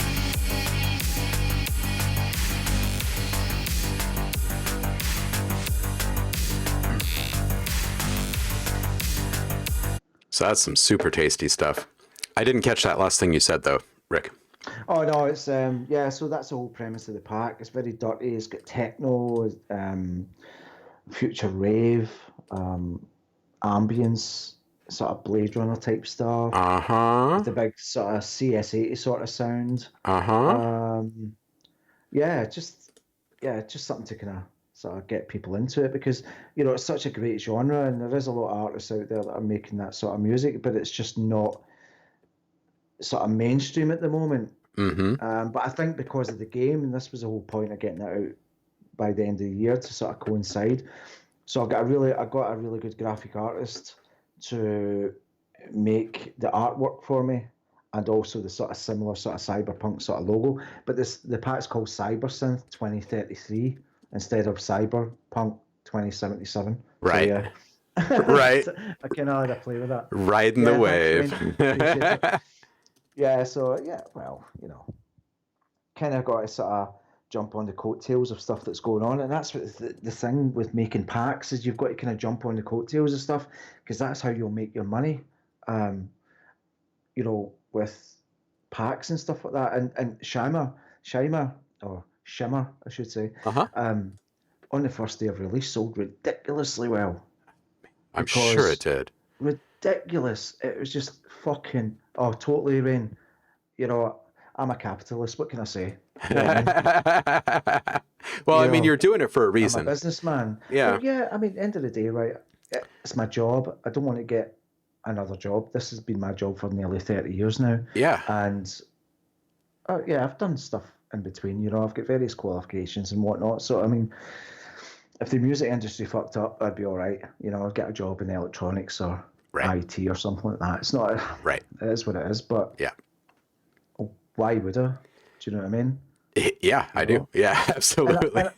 and do you know what? At the end of the day, I'm helping people that maybe can't get that sound or they don't have access to a fucking GX10 that I've got or, a fucking Poly 6 or whatever. You know what I mean? You're giving people the access to these sounds that they can then manipulate and use it for themselves and create something really special. 100%. Yeah, I mean, I don't think I Yes, would walk away from it or the mentoring that I do. I really don't. Absolutely. I think that both of them mean a bit too much. Yeah. Yeah. Saf was just saying, yeah, all the packs that I make are for a trend that's either bubbling up for the last few months or something that I think that's going to be coming. I mean, I spend a lot of time. I get messages every day from people, from producers saying, look, have you heard this? This is coming. This is coming. And then I make packs out of that. Right. So that's kind of the way to do it. It's a bit like making a record, really. I mean, Yeah. if you're into dance music, or EDM, or I hate the term EDM. I fucking hate that. Right. Yeah. It's just dance music at the end of the day. Right. Um, you know, you'll say, "Oh, if you heard this and whatever," I'll be like, "Oh man, I'm going to get on that because I really like that sound," Right. you know, Right. and I'll make a pack out of it, and then people then buy it because they want to be like the artist that they're, do you know what I mean, emulating. You know, 100%. that's all it is. And with making a record, you listen to the charts, the top 40, top 100, and go, "What's hot at the moment?" I want to make a record that kind of sounds like that, Yeah. a little bit different, but then it'll get me a record deal. I'm Right. just too old to chase record deals, man. I've been there and done that. Well, yeah, and you get paid consistently well on this side of the business once you're established and you've proven yourself, and there's no need to go reinvent the wheel. And God, have you seen what people are getting for streams right now? It's awful. It's just I, awful. yeah, I mean, like Saf was saying, he doesn't want to be like any other artist. I mean, that's absolutely fine. And you know what? The more that people diversify in their sound, the better. But my personal experience and opinion is if you try and bring something that no one's heard before, then you're going to struggle because people don't know how to market that as a record company. That's Do you right. know what I mean? That's right. So what you're better doing is the way that genres bubble up and become commercial is they spend about a year or 2 years being underground before they become popular. Do you know what I mean? Yep. Because then what ends up happening nowadays, especially you've got Spotify and stuff, people start loading stuff up and going, record companies go, wait a minute, why is that fucking techno track got like 150 million streams? Yeah. Do you know what I mean? Yeah. Time to go It's like decode that one. yeah, Yeah. we better go sign that. Do you know what I mean? Yep. That's how it works nowadays. Normally, back in the day, you would have such a thing as white labels, right? Right. Which is vinyl, right? Right. You'd get 20,000 copies made up that's sent out to all the underground DJs or whatever. It bubbles for 6 months to a year, and then Hmm. suddenly it ends up on top of the pops and it reaches number one. We're now living in the digital version of that. Do you know what I mean? So I love the fact that people want to be themselves and do their own thing. But I think if you want to make a living and do what you need to do, you kind of have to get along with the program a little bit and go, right, let me use this sound, let me use that sound to try and not be like someone else, but incorporate that sound. It's the sound of the summer or the sound of the winter or whatever the fuck it is To get the at that attention. time. Yeah. Kind of have to do that because when you've got an artist who's really big, it could be someone in the UK like Sigala who's got a really big summery sound. Hmm. Guarantee every record label in the whole of the UK and Europe will say, if it doesn't sound like Sigala, then we don't want it. So you Right. have to kind of bend. You have to bend your way of thinking to get yourself in there. You know what I mean? That's some truth right there. That's some truth. You have to you have to create an opportunity for yourself to be visible, to make relationships happen. And then you have to know what to do with the relationships once you have Yeah. those people in your circles. You can begin to do what you want once Mhm. you've started to make some inroads in those two areas, I think. Because people Yeah. do appreciate artistry and they do appreciate innovation, but you're right. I mean, we live in a capitalist world, and the people that can reach the masses are interested Mhm. in a return. I don't care about chasing a record deal. I've had big record deals. I was on TV when I was like 17 doing big music shows.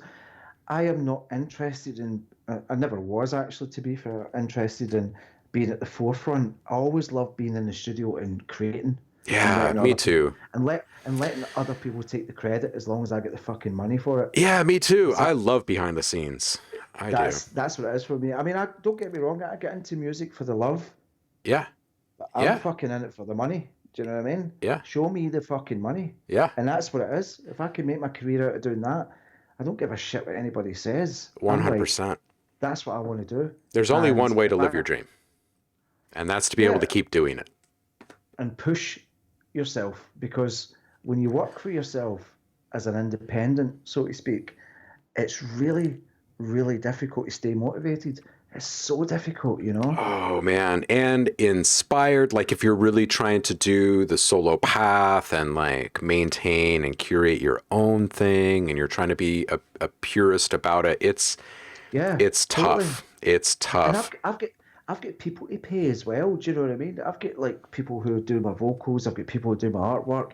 I've got additional people that will do loops for me and bits and bobs. And do you know what I Hmm. mean? So it's not just about me, and it never was. Yeah, You know, yeah, I mean, there's nobody in this industry that could pull off a 25 gigabyte sample pack in 4 months.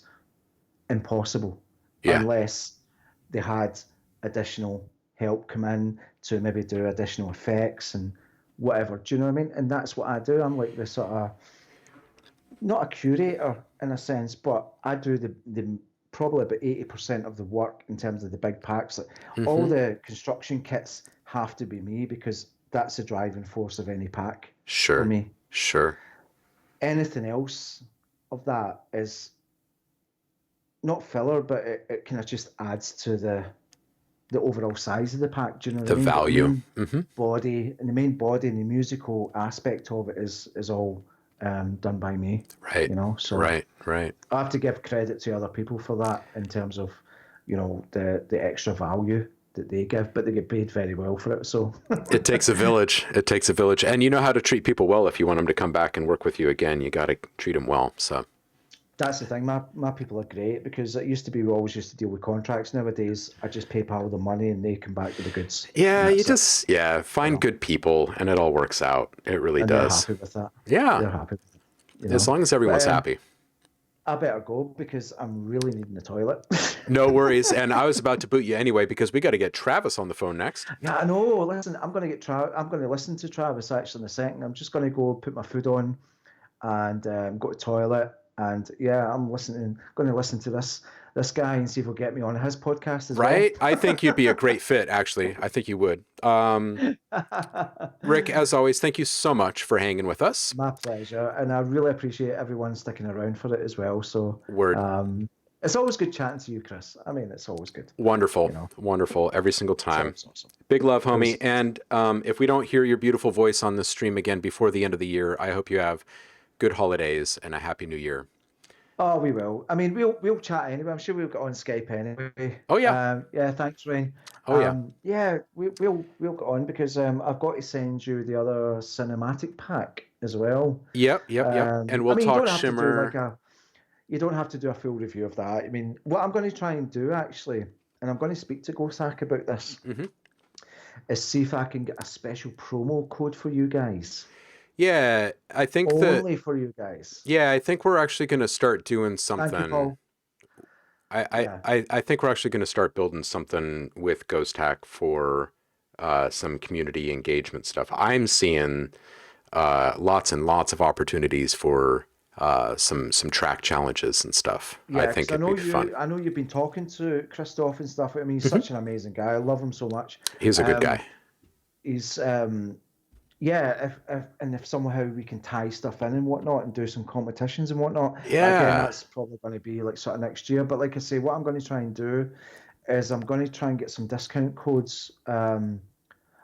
Bear in mind, I've been paid for my projects already, so I yeah, don't get any more commission, right? I've been paid handsomely for what I do, right. but so anything that you guys buy is basically for the company. Do you Yeah. know what I mean? So, They hear it from me too. I'm all good. Yeah, I'm all good. We get Um, paid up but front. let's, yeah, we get paid well. Yeah. But listen, I'm going to just jump off for 5 minutes, and I want to hear what Travis has got to say because Word. I'm really keen to hear that as well. So, Likewise. but yeah, it's all Check your good. inbox. I just sent you the advance of the serum pack. Oh, you did? Yes, I Oh, did. Have awesome. fun. Awesome. All right, guys, listen, thanks very much for your time, and I'll be back in 5 minutes on the chat just when I go to the toilet. Awesome. All right, Rick. And I'll You see you take then. care. All right, see you soon. All See right, you. brother. Bye, bye, bye. Later. Well, that was fun. Always so good to have Rick on. He's such a good guy.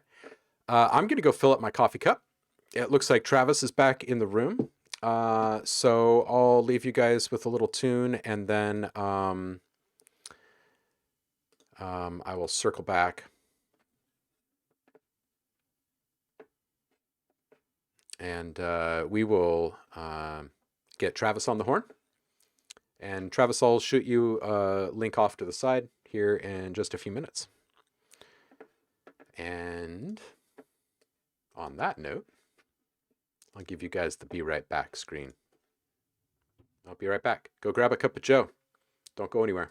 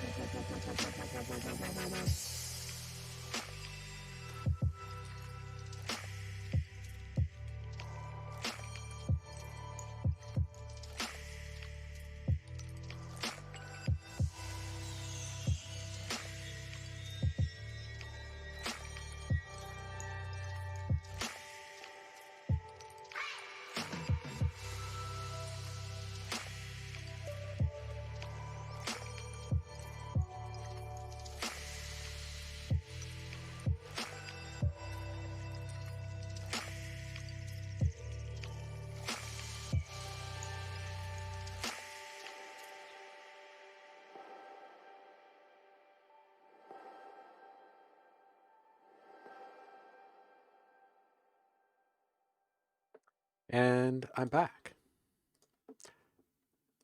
Thanks for sticking around. Coffee has been procured, and we're going to get Travis on the line here in just a sec, and we will start talking about the Progressions podcast. For those of you unfamiliar with it at this point, definitely check it out. Progressionspodcast.com is the homepage here. You can listen to it through your favorite services. You don't have to stay on the website to partake.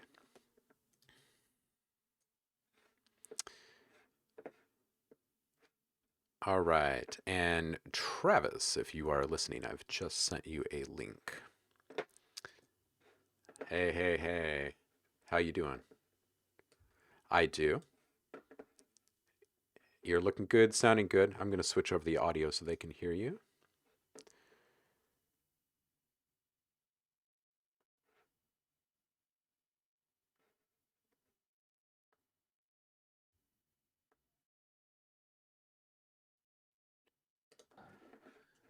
This is chat. I need to see that Zoom. Cool. All right. Well, welcome. Yes. Yeah. Are we live? Can people hear me? We are live. People can hear you now. If I've done my job correctly, they can hear you. Hey, everybody. How are you? We're super chill here. No big fanfare or drum rolls. It just happens. That's right. It's just now you're live. So thanks for making the time. I'm sure you're busy with the new podcast and stuff. I am. It takes up a lot of time. Yeah. Yes, absolutely. I've done the podcast thing in the past. It's always a little bit more work than it appears to be on the surface. Yeah. Editing is not a learning curve, but takes way longer than I thought. I thought Pro Tools, this 45-minute episode is going to take me like 50 minutes to edit, and it takes like 4.5 hours. That's what you get for being passionate. Yeah, I guess so. Yeah. Yep. If you care, it takes a little longer. Yeah. Hey, Miguel is in the house. Welcome back, Miguel. Good to see you, homie. Hope things are good down Brazil side. All right. So for those of you who are not familiar with the Progressions podcast, I'm going to let Travis kind of break down what it's all about. And before we jump into any questions about the podcast, I'd love for you to give the people in the chat here just a chance to know a little bit about you and what brought you to this point. And then we can just kind of take it from there. Yeah, I mean, based out of Los Angeles, recording engineer, mostly mirror.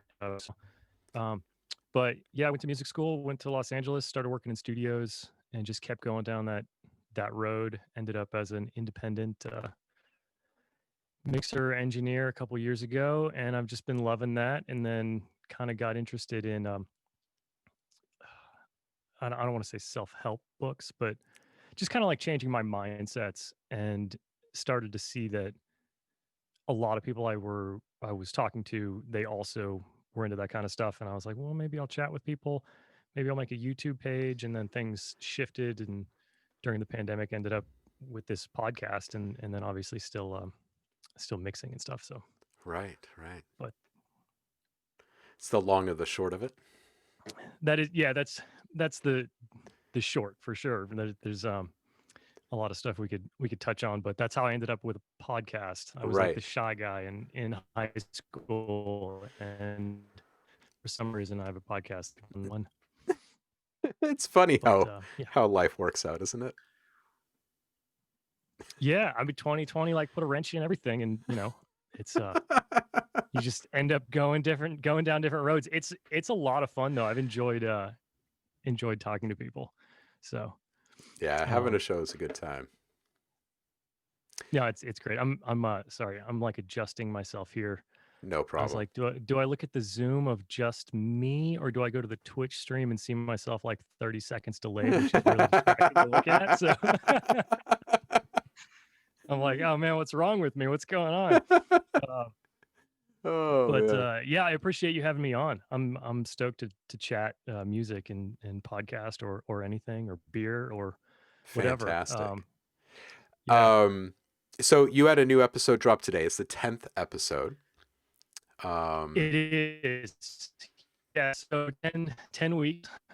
This one, I'm a little biased, is probably my favorite so far. I think almost every week is my favorite so far. hmm But this is a good friend of mine and a longtime collaborator. He's my production partner, and we've made a ton of music together. So it's pretty fun. It's really personable. hmm Personable.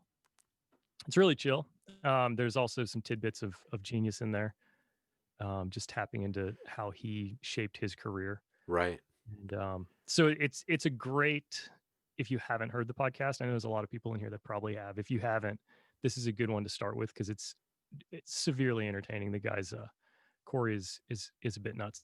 It's pretty good. So I'm only 15, 16 minutes into this episode so far that dropped today, but it is a good one. I can confirm that.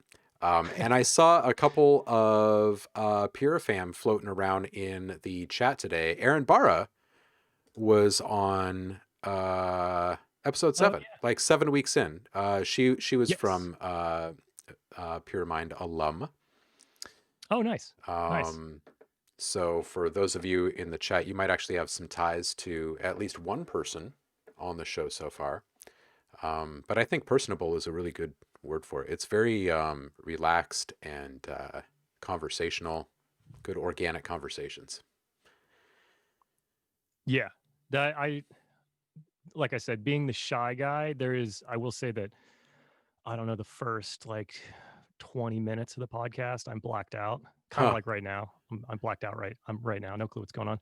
But so I'm trying really hard to like, from the first minute, it to be like a really great interaction. But I still get nervous. I've only recorded maybe 17 or 18 of them. Right. And I've never interviewed anybody before. So it's a huge learning curve. So I appreciate anybody that says they're enjoying it. I 'cause enjoy that it. makes me feel great. I So, enjoy it. I think you've got a good thing but, going on. I hope you keep doing them. oh, thank you. Yeah. Thank you. Thanks for sharing and having me on. So, Yeah. but yeah, I'm going to drop a link in there in that. Yeah, that please chat. do. Not just for the podcast, but also for Corey's stuff as well. That he's got brewing. Yeah, absolutely. Spam away.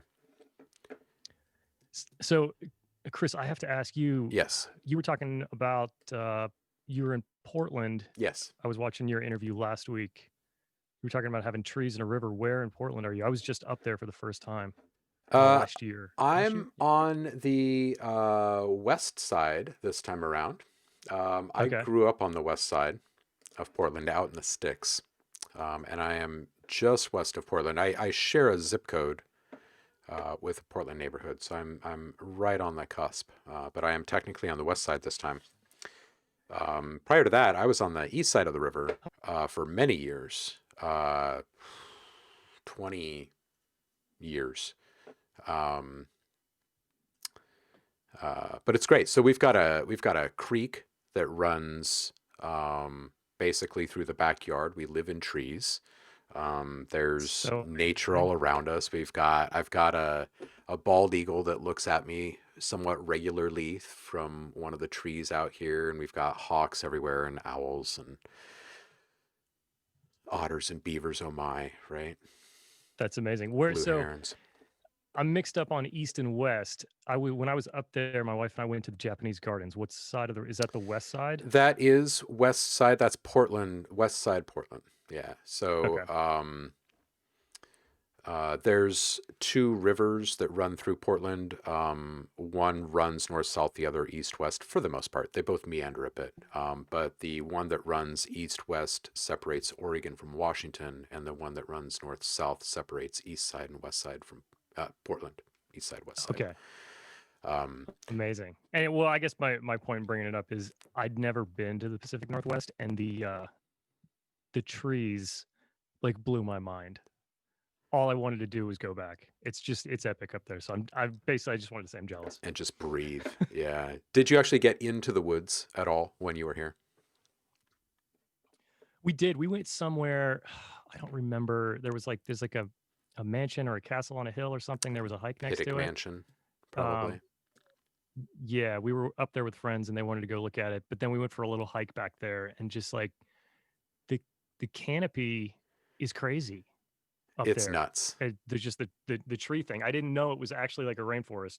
Yeah, Anyway, I know that's not what we came here to talk old about, but growth I just rainforest. really love it. Oh man, and it runs all the way up through BC, all up into Alaska too. It just kind of starts and it just does not stop. It's so Oh man, nice. Yeah. I'm jealous. I'm jealous. I'm down here in the concrete jungle, so Oh man. Yeah, polar opposite. Polar opposite. yeah, Yeah. yeah, yeah. um so the I moved my screen here. The pandemic, as you were saying, right? 2020 just kind of tossed a wrench into everything. Um, so Everything. yeah, and I know that you've got a lot going on. You just said you've recorded like almost 20 interviews, right? And you're in week 10 of the show. Um, how are you staying inspired and motivated aside from the fact that you've got the whole, oh my God, I've got so much in front of me to do right now? Uh, you know, I've made a lot of changes over the last couple of years that have helped me get motivated. I find that um, I'm a procrastinator, and really trying to find a way to beat that is kind of motivate keeps me motivated Hmm, to find myself not at the deadline. If you give me a deadline, I mean, I'll meet it. sure. If you don't give me a deadline or I don't give myself a deadline, I I will procrastinate it. I think a lot of people do that, and it's tough to beat. But I've just made a lot of shifts. I've tried to be more efficient, more organized. My wife has beaten exercise into me. So actually, I enjoy running now for the first time in like a decade. Hey, how about that? Um, yeah, no, it's great. I find that I get a lot of great ideas for a lot of the basis of the podcast came on jobs or try or musical things or artwork ideas. So um, yeah, listening to music, exercising, and for me, like systems and automation and efficiency kind of like inspire me. I Yeah. get excited to use them. Yeah. Is Likewise. what Yeah. it is. Yeah, I like to get organized, and I'm like, ah, cool. I want to finish my to do list and just empty it out, and then fill it up again, and then all of a sudden you've done a bunch of stuff. So, Right. Right. um, so I'm very, I guess, very left brain in that sense, Sure. which is Sure. probably why I engineer more than I create. So Well, it's good to know that nature is helping you unlock the day-to-day inspiration there. it is, and I said I live in the concrete jungle, but my wife and I moved. We're outside Los Angeles. We have backyard now, and Oh, good. there's a mountain, so it's Nice. for the 2020 pandemic situation. It's much better than where we were, where there was just people everywhere, and you know, Does it actually get quiet at night we don't there? have that. So, um, yes, up here where I am, it does. Yeah. Good. Good. I mean, there's still unfortunately like crazy light pollution, so Sure. I'm not sure if stars still exist. I've heard rumors that stars still exist, but I haven't seen They them in turned like them off to 15 save years. energy. Yeah, exactly, exactly. So, um, but yeah, I wish that I did more creative stuff. I mean, I guess I consider mixing creative, but like creative on my end, which I think is why I'm enjoying doing the intros to the podcasts, Hmm. and I did the music for the podcast and for that open sound design thing, and so I'm looking for those outlets, Right. but you get caught up in deadlines and work, and I don't get to Oh boy, howdy. Yeah. make music. Yeah, right. Yeah. Welcome, Yeah. welcome. Welcome to the other side of it all. How how Yeah. how remote were So, you prior yeah. to everybody being forced into remote? Um, I had a studio that I moved out of. Now I'm in um, the spare bedroom. Hmm. Um, but I had a studio in North Hollywood for anybody that's familiar with Los Angeles. It's like right in the valley, right on the other side of the hill, with Corey, this week's guest. Hmm. It was our space. We were doing a bunch of records out of there, and for the most part, it was just us or whoever we were producing or the one or two people we were working with. But I've done a lot of remote mixing over the last 2 or 3 years. I've really tried to shift to that. Mm-hmm. But I still did, I would say, a couple recording sessions, in studios with people every month. And obviously those are gone. Mm. And, but so the shift to being remote for me, other than leaving my space and having to be in a temporary space, Mm-hmm. leaving a lot of my gear there, hasn't been that different. Mm-hmm. But I will say that I'm actually kind of focused on it now. Like I don't want to go back Yeah. to a brick and mortar building. Like I want my wife and I to have the freedom to just leave Los Angeles if we want to leave. She's still tied to a building, but I'm trying to from here out. Like I don't want to be tied to a place. I want to be able to Yeah. take my work and whatever amount of income I make or don't make and just go to whatever city I want to go to. That's And right. Yeah. so that's what I've taken out of this disaster of a year. Right. Yeah. It's been a train wreck. Yeah. Yeah. I've been Yeah, fully yeah, remote yeah. for going on a dozen years now. And not necessarily always tethered to um, like a traditional, like I was living in Asia for a period of time, and there's so much freedom that comes from being fully remote. And once you really embrace it, it's nearly impossible to go back. I've gone back into the brick and mortar experience one time in the last dozen years, and that was when I went down. We moved down to San Francisco for a couple of years so I could build a mentorship network for PureMind and kind of revamp the sound design curriculum there, build up some more classes, and it was brutal. It was brutal to sacrifice those hours for the commute again, right?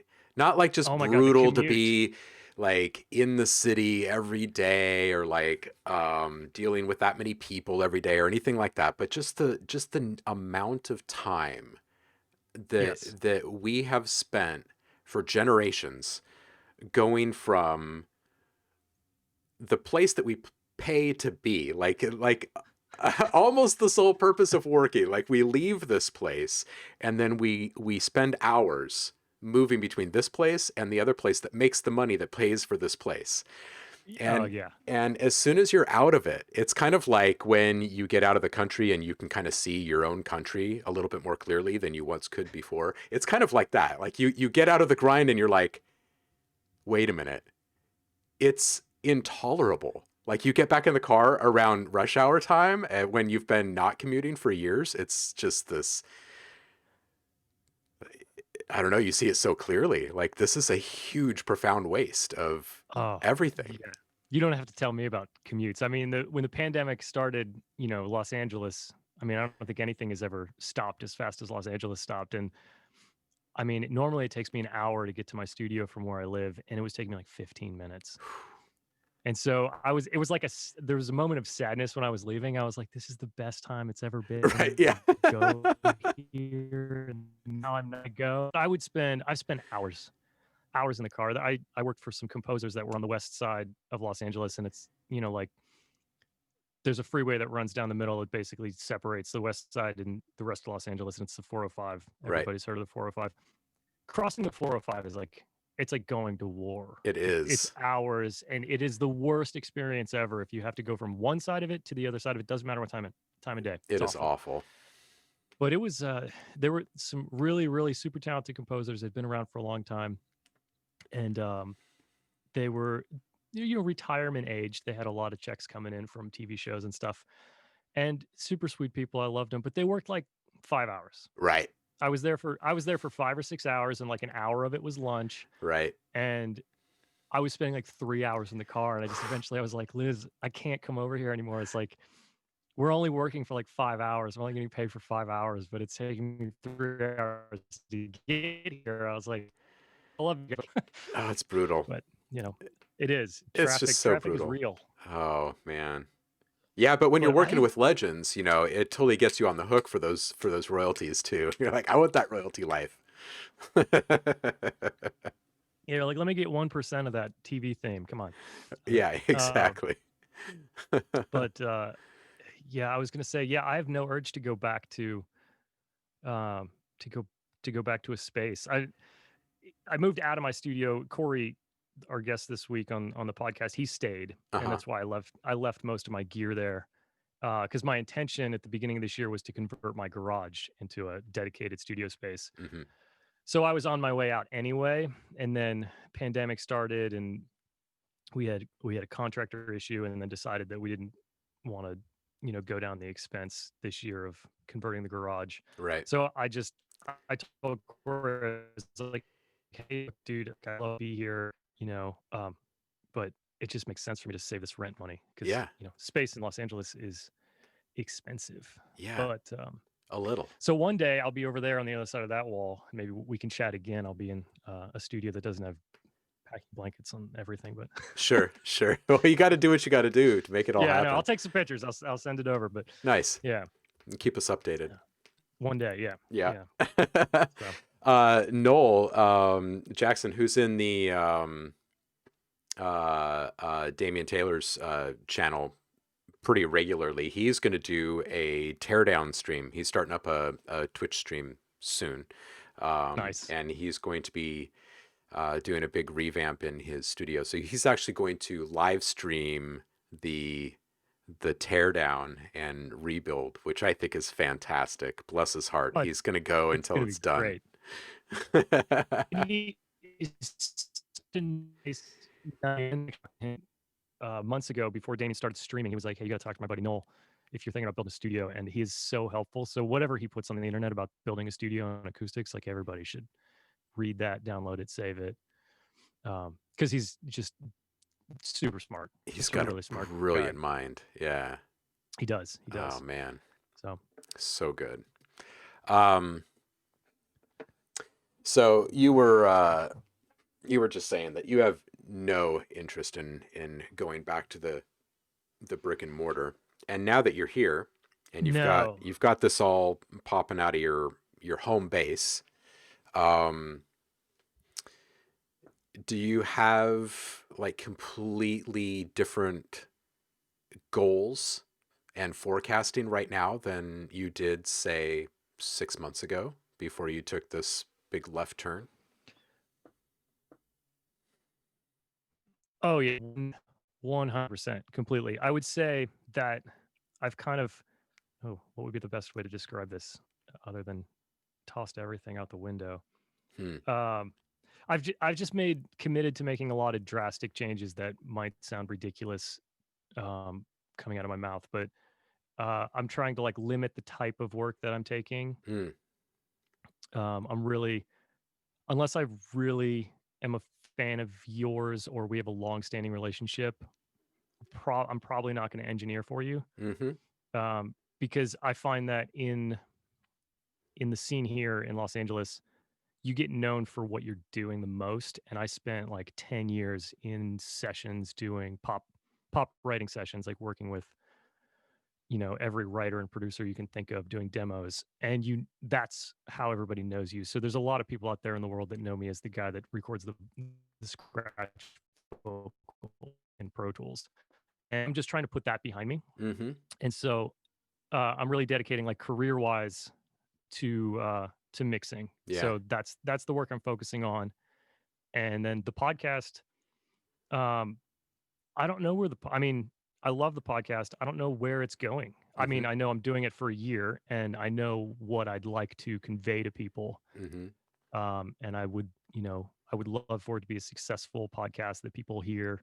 But just getting, like, one message from one person Mm-hmm. has actually been really, really, like, encouraging, I guess. Yeah. Not encouraging, but fulfilling. That's the word. Mm-hmm.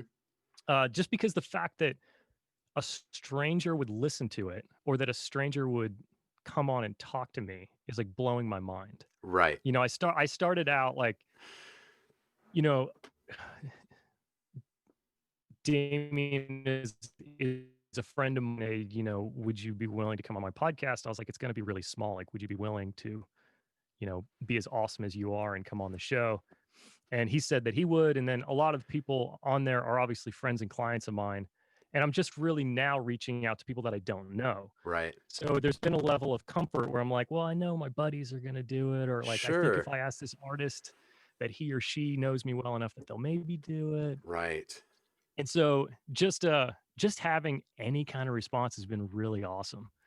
Um, so I've been blown away by, the response of people, which has Yeah. been energizing. So it really makes me think like how big can I make this podcast? How can I run this parallel with, my other goals? But that's kind of where I'm at now, is it's really just mixing and podcast and then community, like this whole like Twitch thing that everybody's been doing, and like Damien C, complete producer network, like I would have never met you if I wasn't hanging out here, Noel, Right. or I mean, just so many people, and who are positive and encouraging as Yeah. well. Yeah. So I'm just into that now, really.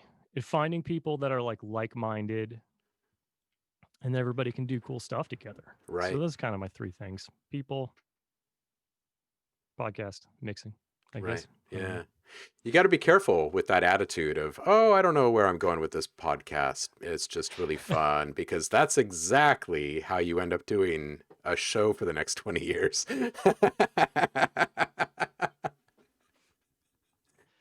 Agreed. Little to I mean, no I have- expectations, organic growth.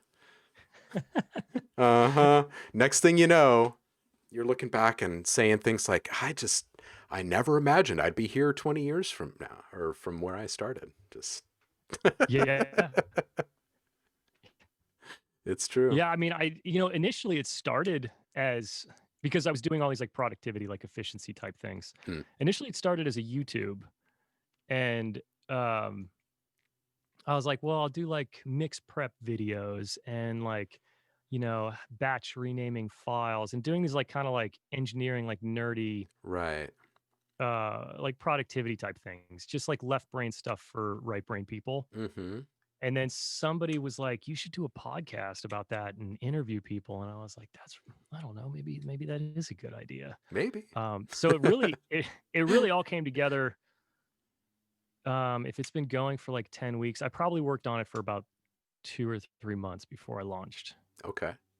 Working with, graphics people, Sure. and then learning how to pick up where they left off when I no longer wanted to pay them. And then, Right. learning enough video certain things. And so I've learned a ton of stuff. And really, I'm just learning stuff. It's been great. That's kind of the highlight. So It's like being in and school. everybody I talk to makes me smarter. So that's, Oh, hallelujah. yeah. And I'm just convincing people to come and talk to me so that I can get smarter, steal their tricks, and then, Right? yeah. It's such a great gimmick. I applaud you. So, but yeah. So you were saying it takes you what, like 4 hours or something like that to edit down the interview, but what's your actual turnaround time for an entire episode right now?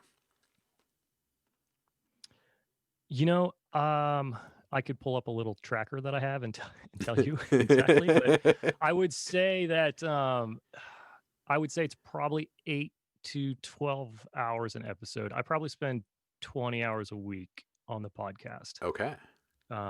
Okay. And I think I can do it quicker, but I overthink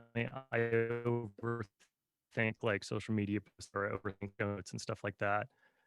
And then there's a lot, somewhere in that 20 hours a week is 2 hours of learning something new. Right. I like it because I couldn't make Adobe Illustrator do the thing I wanted. Right. So I got to watch a YouTube video on that, or, I trying to find the way to hashtag everything best. So there's always like, there's an amount of that's learning. Right. But yeah, I'd say 15 to 20 hours a week on the podcast, and that gets an episode out and another episode started, or a couple episodes recorded. And it's been eye-opening to see how much time it actually takes. So you're spending a good 20 hours a week or so on the episodes. You're still doing Yes. some mixing. Yeah. What kind of downtime are you getting right now? More than I've ever had. Have you? Yeah. No commute. Yes. No commute. So I've gained like 2 hours a day. Right. But I've really tried to stick pretty firmly to being done at like 6 p.m. Uh-huh. unless there's a deadline. Uh-huh. That was something, I was like an 18-hour a day worker for f- 13 years of my life. Just Yeah, I feel you could you call there. call me at midnight. I'll get in the car and come to the studio. Right. And then I met my wife, and that, that changed everything. I had a reason to not, there was something else I wanted to do that was enjoyable. Right. Because for the longest period, it was just like go to the studio, go home and work on somebody's mix, or Right. grab beers with the other engineer down the street and talk about gear. Like it was just like music constantly, Yeah. studio constantly. But I do get up at 5. Uh-huh. So I stop work at 6 p.m. Mm-hmm. and I get up at 5 a.m. And lunch is like an hour. Like I work out and hang out with my wife in the morning.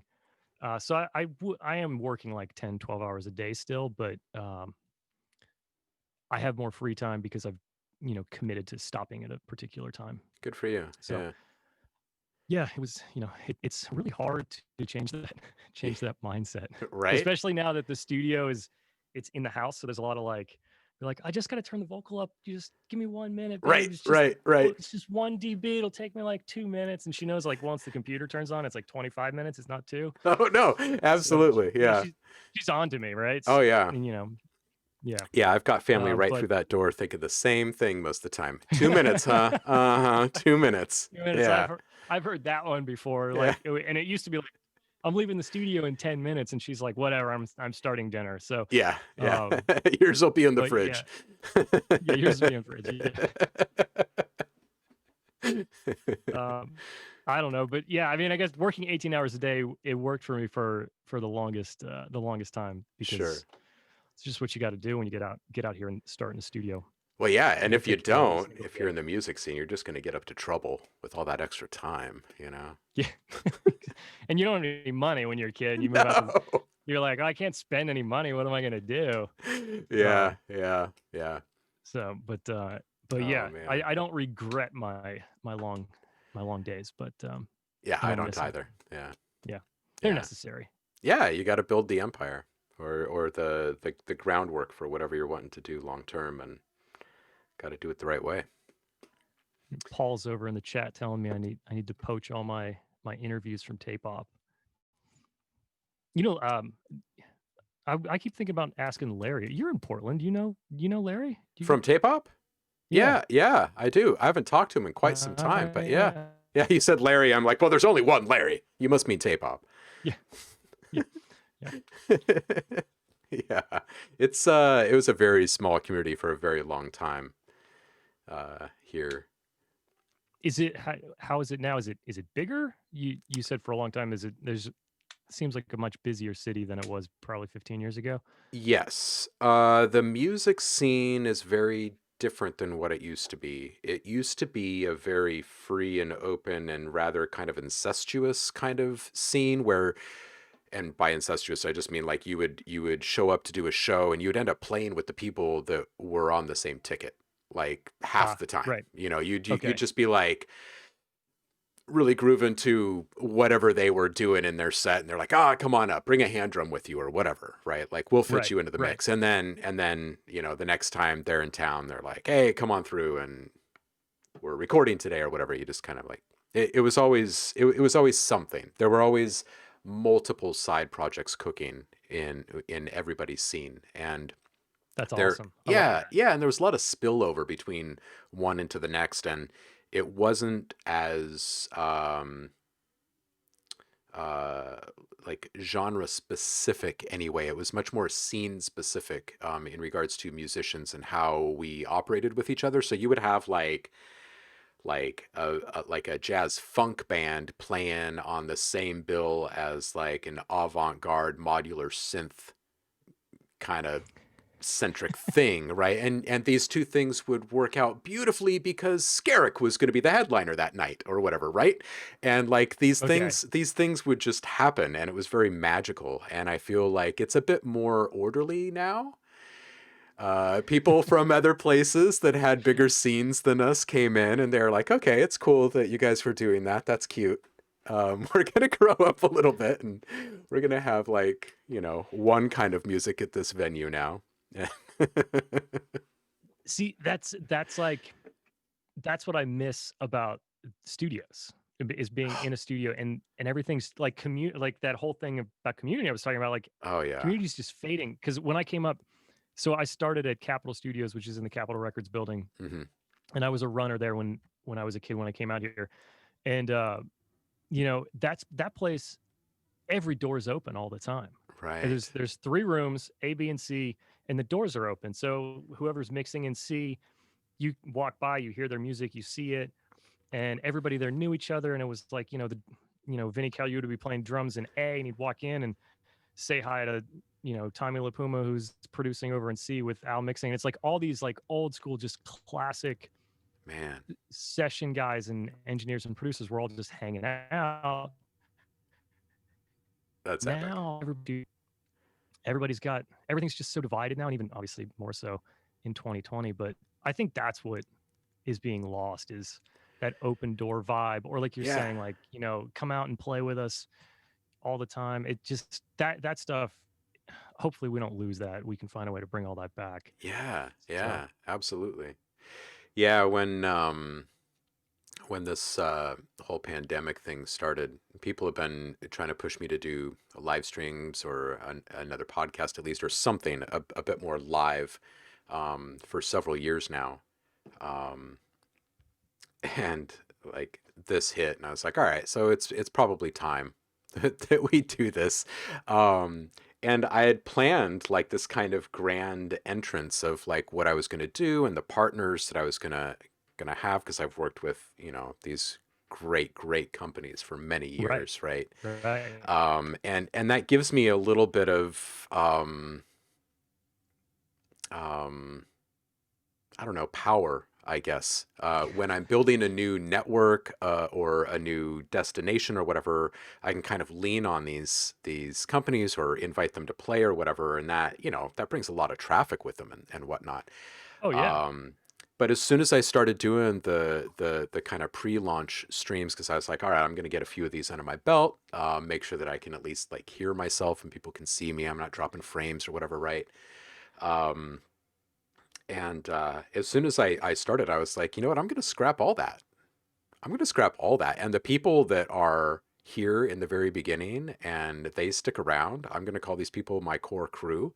And they're going to be involved in the creation of a whole bunch of different stuff over the years. But they're going to be, you know, the hub of this new wheel here, if you will. And I really haven't even touched the because there's a rather large community over on Facebook, which I've largely ignored for a long time now, and like all these other groups, right? And there's something completely different and very much genuine here compared yeah, to doing these things on YouTube and Facebook and whatnot. It reminds me of studio time.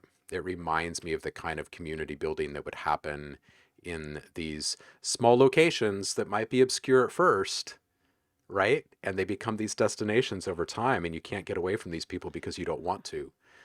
Um, I find a lot of that kind of resonating here within Twitch too. yeah, yeah. Yeah. That's what I really love about it is there's like I mostly your stream and Damien's stream, but I've hopped around a few other people. I've no negativity. Like I haven't run into any negativity in music production, like the music world. I don't know what the gaming side's like, but um, it's just nice. It's nice that So there's a refreshing. section of the internet that isn't full of just assholes, Yes, here, for here. lack of a better word. But yeah, Yes, um, it's like the trolls just aren't here. yeah, It's just so nice. They're under a bridge somewhere, bothering people. yeah. They're busy. They have they're, they're, Twitter or whatever. they're on Facebook. Yeah, exactly. Yeah, running Yeah. sponsored ads on Facebook. Yeah, there's so many social media like internet platforms, like they're hard to even like keep up with. You're right. It's like Yeah. I I hate I hate Facebook so much, Yeah, me too. but they're like the gateway.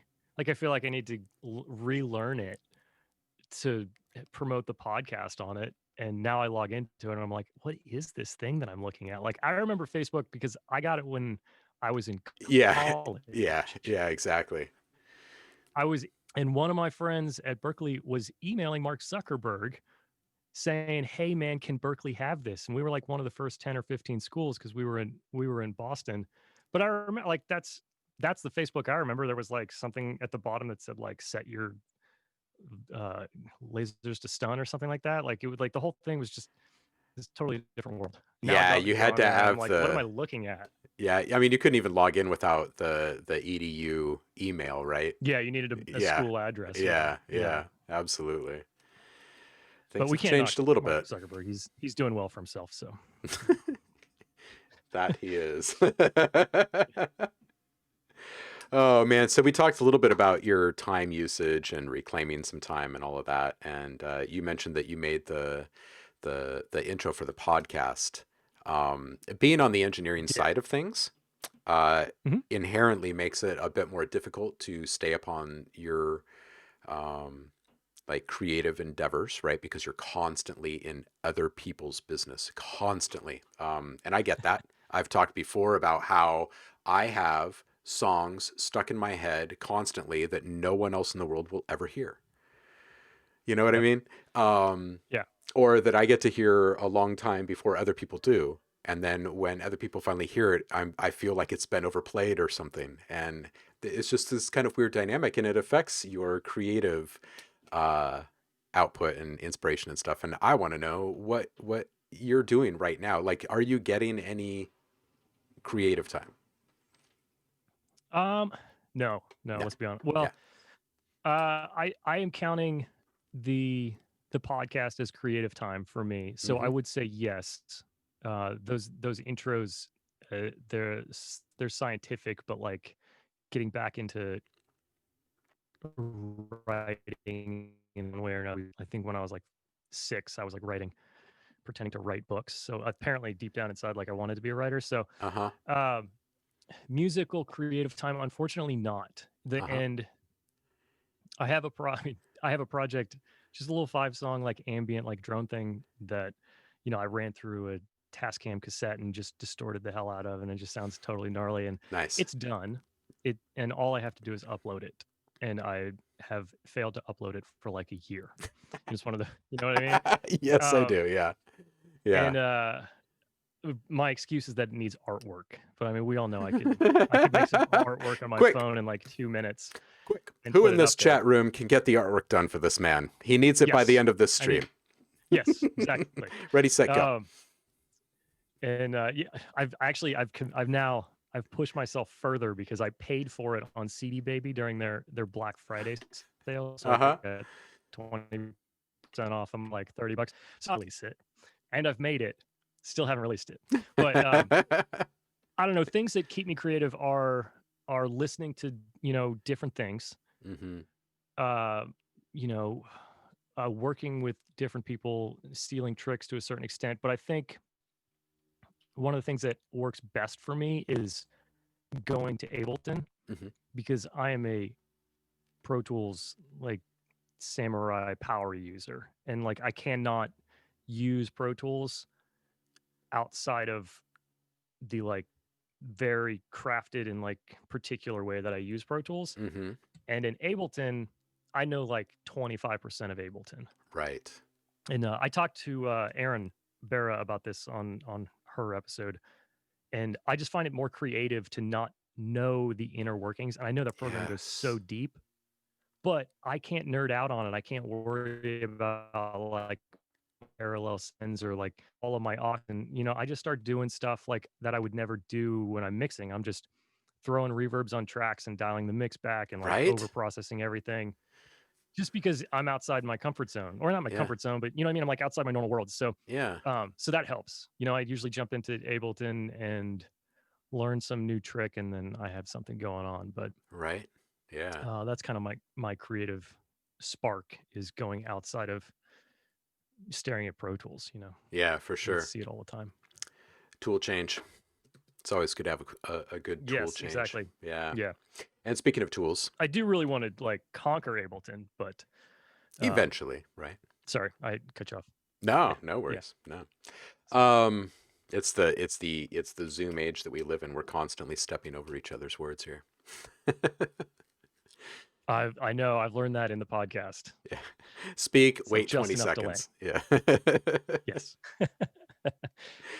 So speaking Yeah. about But tools and mhm. tool changes, living in the age of magic as we do with plugins, just how much are plugins shaping the way that you work right now? 100%.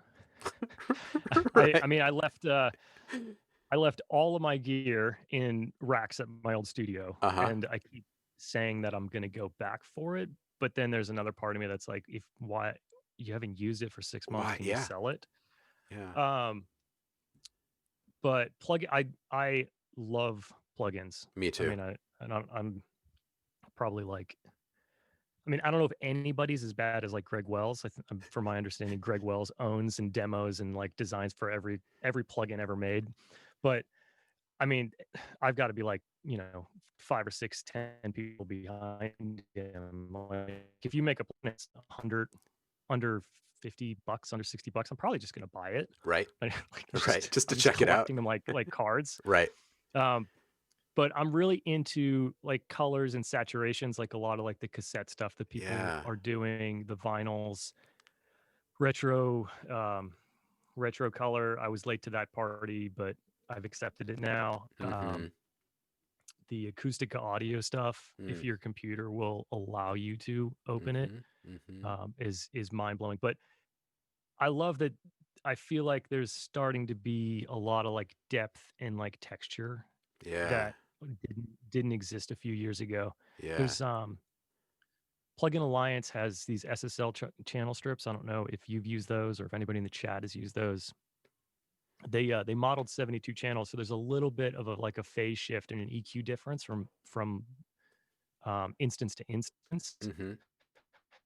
Obviously, right, but you can randomize them, and I Ooh. have my whole mix template set up so that it's kind of like a console. So there's an SSLG on everything, and I went through and changed all of them to a different channel. So you've got 1, 2, 3, 4, 5, 6, whatever, um, and you can like feel it go back. There's something about having that little bit of Mm. phase shift Yeah. that reminds you of analog because that's how Yeah. that gear is. Like Yeah. every channel is not the same. Like 50% of them are slightly broken anyway, right? So Right. uh that's what you need. You need that like Yeah. it's the variations that give you that analog thing, and that's what early digital didn't have. Yeah, Um absolutely. It's all that, all the layers and layers of drift and yeah, inaccuracy, and yeah, exactly. Yeah, yeah, like the layers of wobble and drift that you put on yeah, things. yeah, Those little pitch differences give it that y- depth. So yeah. I'm loving plugins. I'm not gonna lie. The only piece of gear I've currently found not replaceable is my SPX 90, and Interesting. that is solely for what is it? Pitch change C. Hmm. Just as it is, just load it up. It's basically if anybody listened to Corey Britz's music that I posted in there, the vocal sound of his entire record is Is run through SPX there. 90, way overused. Interesting. It's a Interesting. really great doubler. But other than that, I mean, I'm fine with plugins. I think, you know, in my new studio when I put it together, I'm on the Apollo's, the X16, Mm-hmm. which is all the line one, the Mm-hmm. Mm-hmm. line inputs. I'll get some mic pre's. I think that Neve or API mic pre's are a good investment. They're not going to go anywhere. Sure. Sure. But the UAD like compressors, EQs,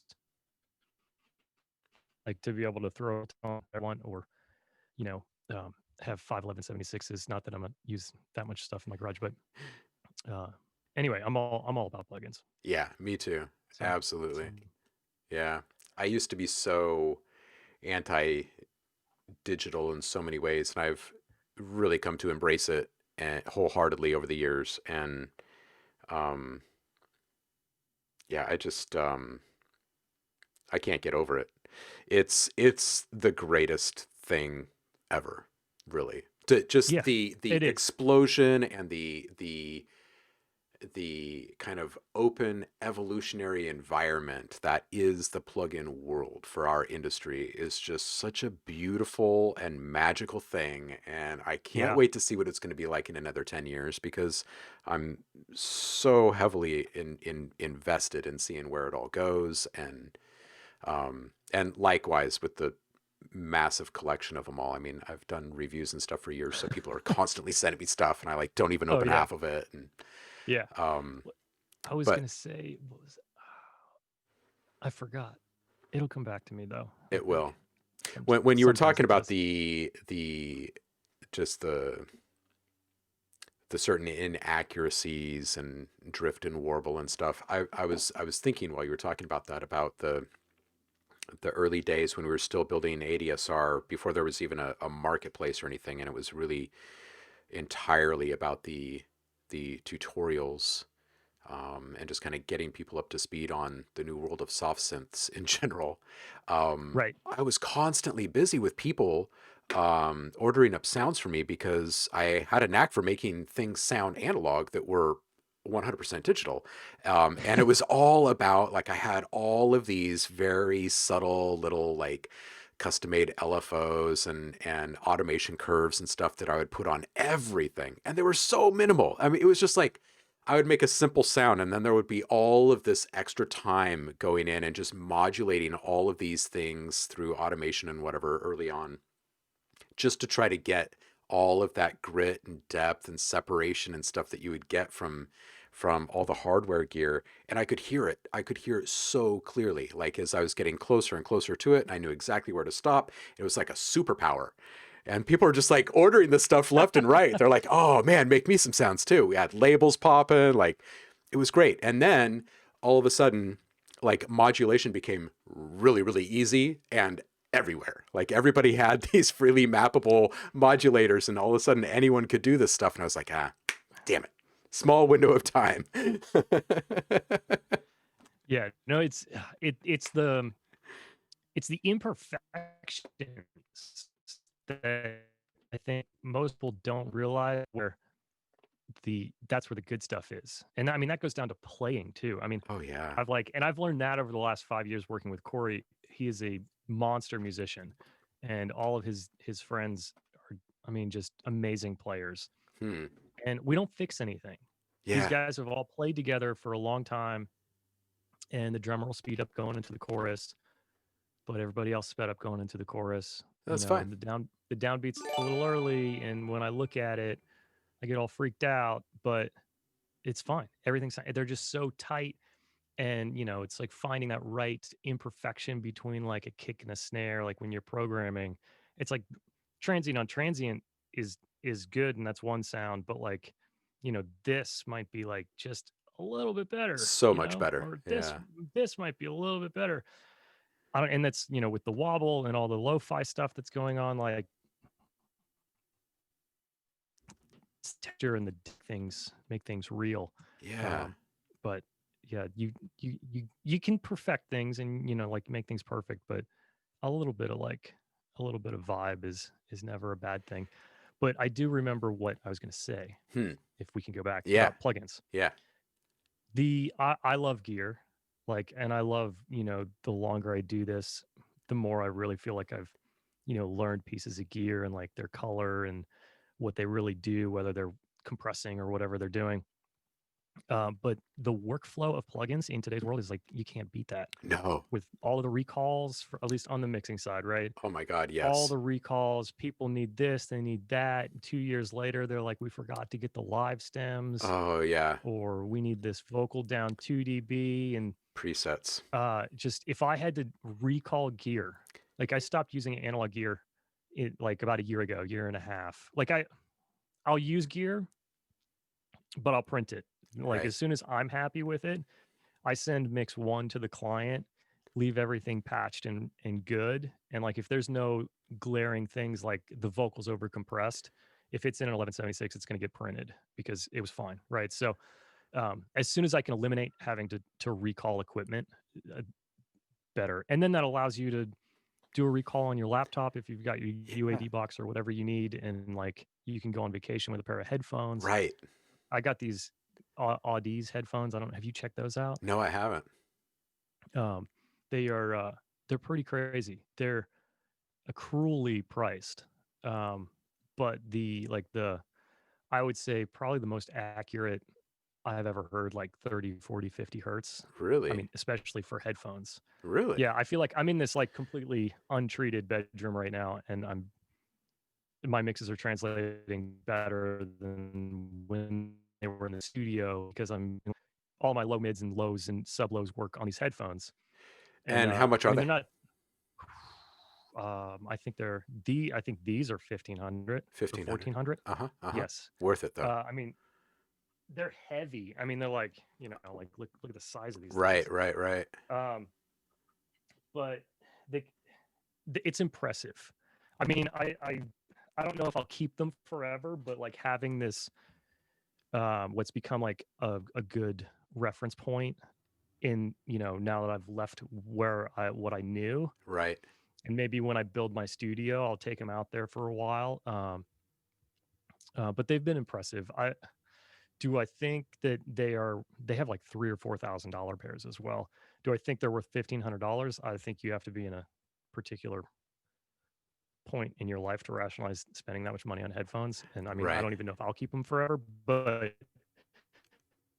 the technology I have is crazy. I don't know if it's a forever product for me, but it's saving my ass left and right now. So Huh. I Well, I will say mean, that. yeah, that's worth it Yeah. if you're getting those results, in my opinion. Um, hey, Yeah. Ben, I mean, I see you. I listen very low. Yeah. Yeah, I listen very quietly as well, so I don't really activate the room. Mm-hmm. And so, yeah, I'm making do surprisingly well in this bedroom. That's So, good. That's good to hear. I've been hearing a lot of people say that lately, and that makes me very, very happy because it makes me feel like there's going to be more people fighting the good fight to keep us all remote forever. yeah, yes, remote is the future. Yeah, So, for yeah, real. especially when you're living in these high rent areas and high home value areas like New York or Yeah, Los Angeles. It's Portland. Yeah, yeah, Portland's getting up there, right? it's atrocious. It's atrocious. Yeah. Yeah. Um, just really quick, Ben, I see you giving out subs again. Thank you. Big love. Oh, can I ask a question? Yeah, please do. Okay, so I keep clicking these little ohmies down here in the corner, right? Whatever these are, and like people are like subbing things. Like, can somebody, either you or somebody in the chat, explain to me like what is like Twitch culture? Like, do you sub for people that like you've been chatting with, or people that you think should be part of it, or like what are these little things I'm clicking on down in the bottom corner? What's going on? Well, I think people here in this room specifically are kicking down subscriptions to people that they want to see stick around. I think Okay. that's it more than anything else. Every once in a while, you'll hear someone come in and ask a question within like a couple minutes of arriving. And it's a good question. And then seconds later, you'll see that person receive a gift sub. It's pretty nice. It's like there's some Okay. kind of radar that the people in this community have. They're like, this person needs to be in the mix. Got it. Okay. It's So it's great. like it's an etiquette of like, hey, we appreciate your presence here. Like, we come and stick around and hang out with us. Yeah, come play. It's Cool. like an invitation to I come like it. kick it in our sandbox. I like it. I like to understand the etiquette of these things. So. Right. Yeah. And then the like little emotes and badges and stuff, they're just fun. Okay. They're just fun. You're okay. Yeah, they're just fun. Now I know. Now I'm ready to start my Twitch channel. Right? When you can speak in Yeah. only emoji, then you can have your own channel. Are there people mixing on Twitch? There are, yeah. I mean, I know I heard like Jason Joshua has one and stuff, but like I feel like you can't mix everything. You can't put like these guys can't put on hip hop records up on Twitch.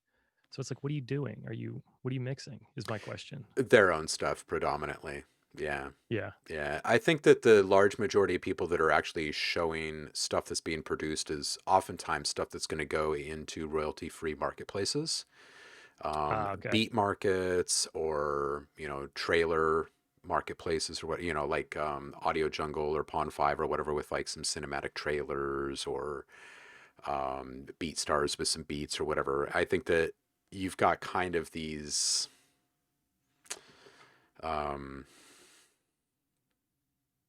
I don't know, maybe like a couple dozen people or so that have these kind of really good high quality production streams like that. And then um, you've got a lot of DJs, Yeah. a lot of Yeah. DJs, and I think that they are just after the live subs and they don't worry about the replays of their videos, and they're all getting muted. they're all getting they're all infringing, so they don't get any ad dollars from it, right? They just get the Okay. subscriber dollars from it, and I think that they're Yeah. good with that. um Well, it's a great outlet right now for musicians. Like some of the people that I've like wandered around watching, they're all creators. They're like the solo looping artists or producers and track guys. And it's cool. I mean, I think it's great.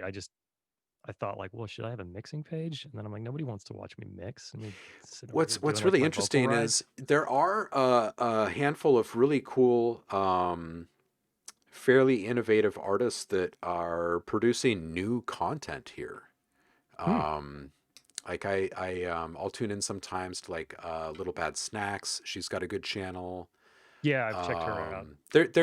There's a few folks that are there to produce new content, like new album content, um, and that's fun to see. There are a couple of guys that come on and do live modular sessions, which is a ton of fun because you never know where it's going to go after they plug in the first cable, which Yep, I think is great. that's cool. Um, who's the really good Colin Benders? Maybe the best. Um, where was I going with this? There was another point to this. Oh, the labels. I'm hoping that we see some of these labels. Um, I just want to see one of them. I want to see one big label say, let's just let stuff be played here and not chase these Yeah. people. I just want to see one freaking label do that. That's all. Just one. We know how the labels are though. That's not going to They're happen. slow to adopt, Right. in their hammer once they show up. Looking for Yeah, some can't live kneecaps. with them, can't live without them. Miguel points out Disclosure is on Twitch, and that's a very, very popular stream. I bet that would be. Oh, and Will is saying that Rex the dog has some really fun modular production jams. Welcome back, Sev, by the way. Good to see you, homie.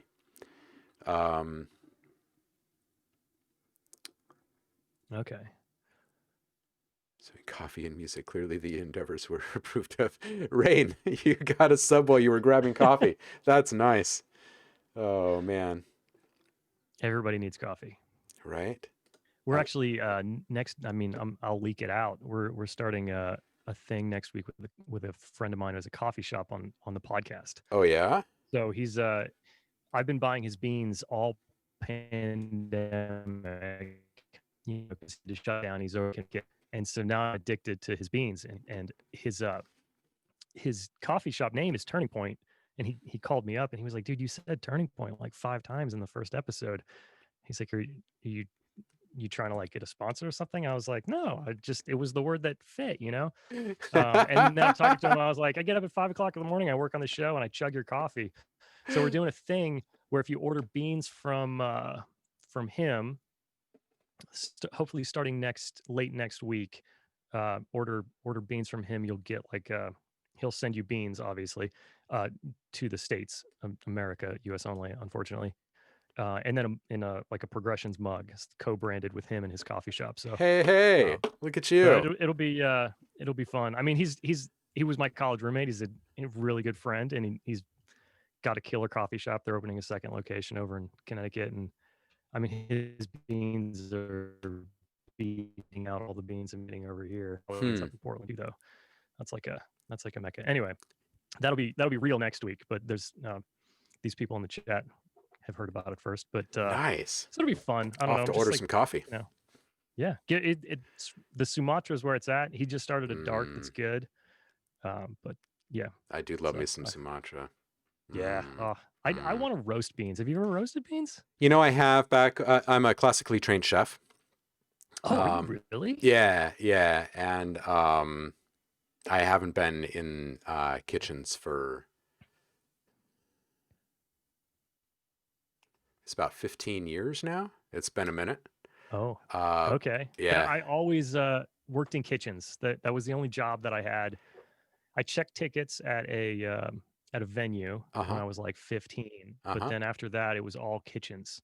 Yeah, And yeah. I used to love working in kitchens. Like if I Y- would have just kept doing that, but it's such a great job Yeah. for like you learn so much working in a kitchen. Oh my God. And you do You the know, I mean, I guess you have undoable. to have worked in a kitchen to understand that, but Yeah. yeah, Yeah. Yeah. multitasking and like time management and like attention detail and like if you're in like a good restaurant, um, you can take a lot away. Anybody that's looking for a job who's younger in the chat, you should get a job in a kitchen There you and go. Builds then character. become a producer. It does. It does. I cut Absolutely. my finger off. It was great. It works. It works. It worked for Cherry. Yeah.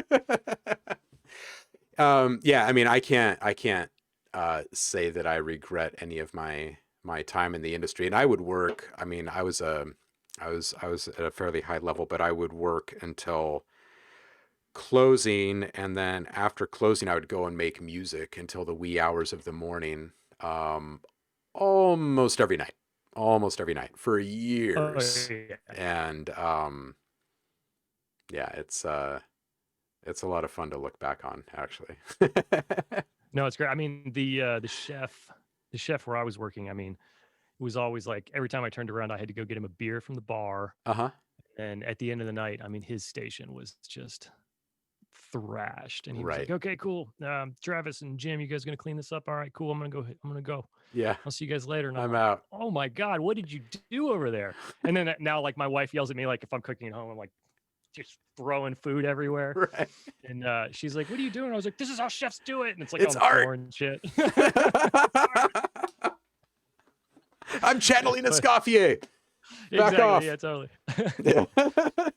Oh, that's cool, man. That's awesome. I feel like a lot of music people are cookers and Oh yeah. chefs and kitchen people. Oh You know? yeah. Oh yeah. I feel like they're both fairly underground industries in a way. You know, they I Yeah. don't know what I mean by underground. Pff, not underground. That's not the word I'm looking for. Um Maybe almost like underbelly industries, if you get where I'm going. Like we kind of have this idea about like what the music world is going to be like, and like, oh yeah, I'm going to make music. And you see all these people in the music videos, the music scene, they're all pretty, you know, they're partying, they're doing things they're not supposed to be doing because it's the rock and roll lifestyle. You get a job in a kitchen and you're like, oh, I'm surrounded by the same kind of people here too. I know. These are It's nothing but so renegades. similar. Yeah. And Yeah. yeah, like owning a restaurant and like owning, you know, being an artist are like very similar as well. They're just like, you know, the profit margin is so narrow depending on what happens So at any true. certain time, you know, It's like so true. yeah, kitchens, I mean, people that own restaurants, you know, 2020 unfortunately has been particularly bad, but restaurants Oh, it's tough. they're a tough industry, tough industry. But It's a tough one. It's a tough yeah, one for sure. that's Um, great. um, Coffee or tea? Oh, coffee for sure. Coffee. Coffee. And you said Sumatra. Currently, yeah. Yeah. Yeah. Yeah, we'll just leave it there. Sumatra. I like darker roast generally. Hmm. But yeah. Beer or wine? Mm, both. Yeah. Both. Yeah. Yeah. I'm more of a craft beer guy, but I get a headache like immediately Do you? now at this point Do in you? my life. I used to be able to do craft beer all night and like wake up in the morning, and now I have like one IPA and I have a headache before I go to bed. So I guess it's just Well, you know kind of what's next, right? Dad jokes. That's next. It's gonna happen. That's unfortunate. Yes. Yeah, dad jokes. Yeah, no kids to tell the dad jokes yet, too. But You're gonna start wearing a robe. I've been practicing. Yeah, I've been practicing dad jokes. So just in case, You're gonna start wearing a robe during interviewing your your guests and cracking dad jokes and That's right. That's right. talking about when you were young. Yeah. When I was your age, like I'm the same age as you. It's like, wait a minute, didn't we go to high school together? Hold on a second. Cat or dog? Excuse me. Dog. Dog. I like cats. I'm allergic though. Are you? Unfortunately, yeah. But dogs. Introvert or extrovert? Introvert, I think. 80%. Yeah. Movie or video game?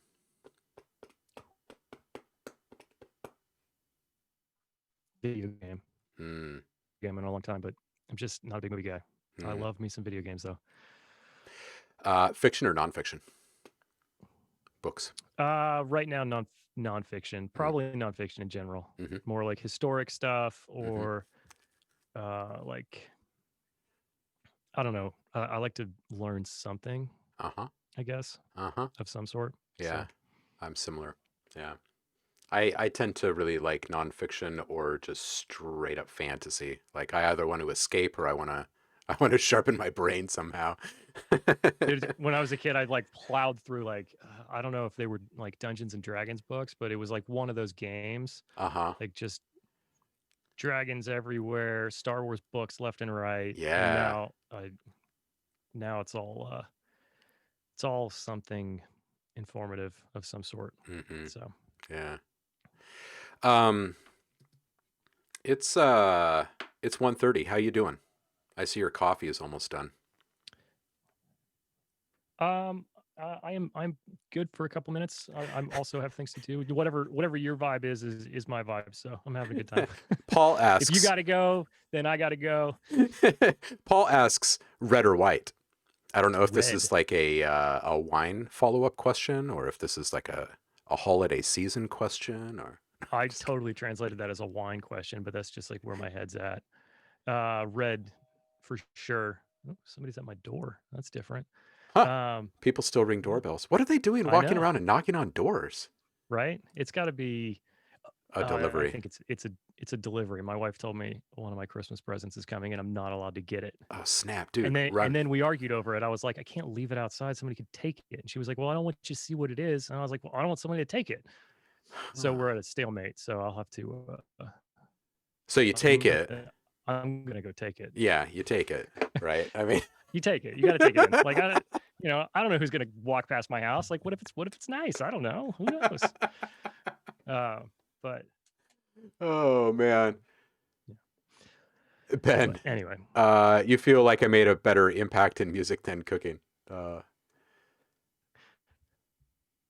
I fed a lot of people. Yeah. I fed a lot of people, that's for sure. It's a direct impact to cooking. Immediate feedback.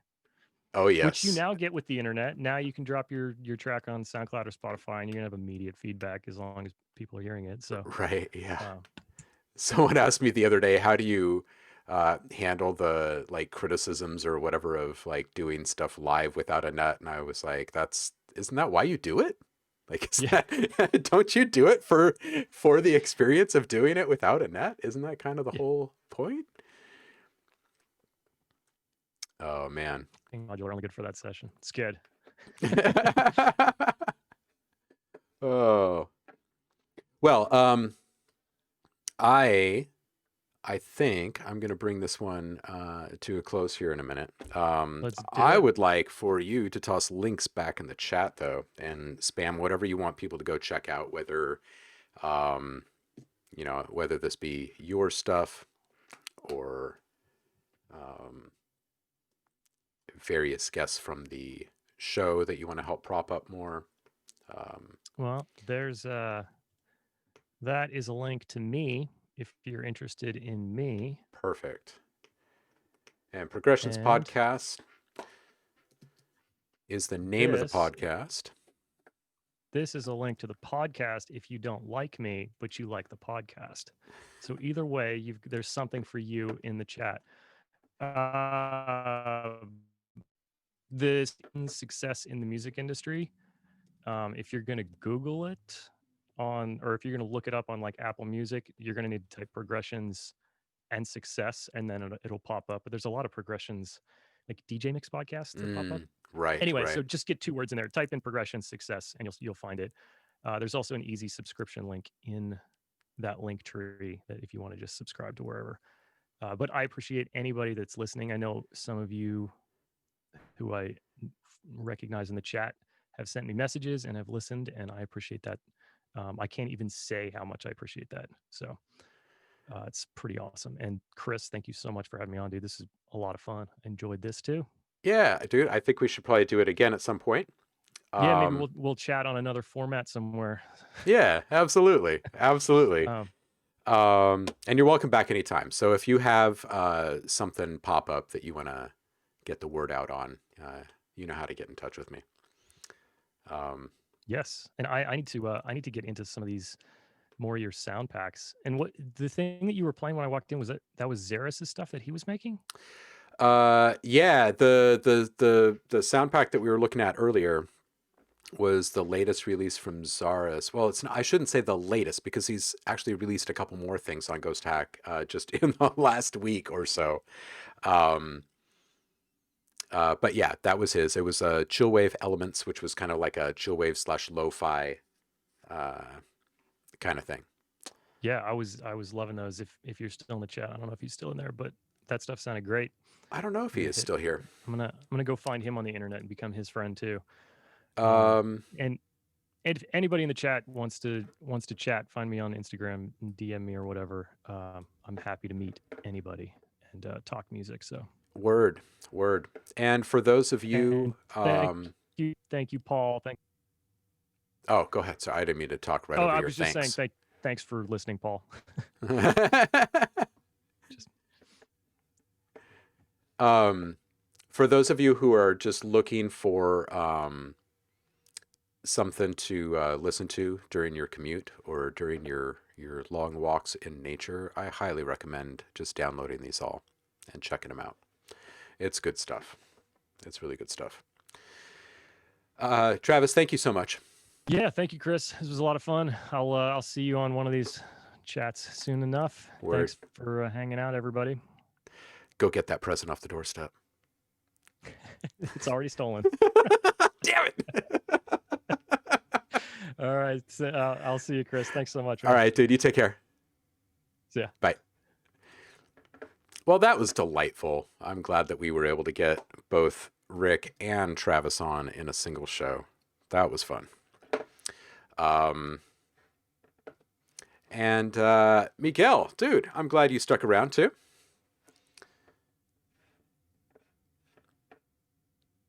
And Rain and Will and Paul and Heidi and Ben, all of you are just absolutely fantastic. Thank you so much for hanging out. I'm gonna end this one. I think I'll probably leave you with the track that we built the other day, because it looks like a different crew of people here than was here at the beginning of the stream. So I'll let you guys hear exactly what we ended up with this track that we started a couple days ago on Monday. And I'm not sure. Let's see here. Paul is here. Paul, you contributed to this one with some chromophone stuff, and Swamp. I don't know if Swamp is still in here. Might be lurking. He contributed as well with some hang drum recordings. Yeah, see, there's good lurkers here still.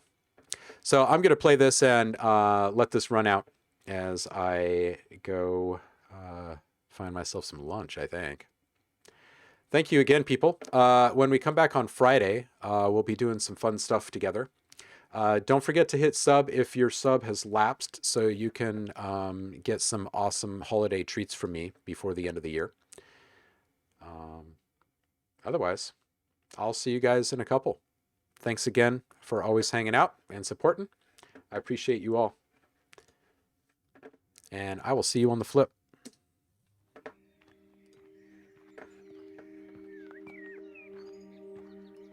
Cheers, Eric.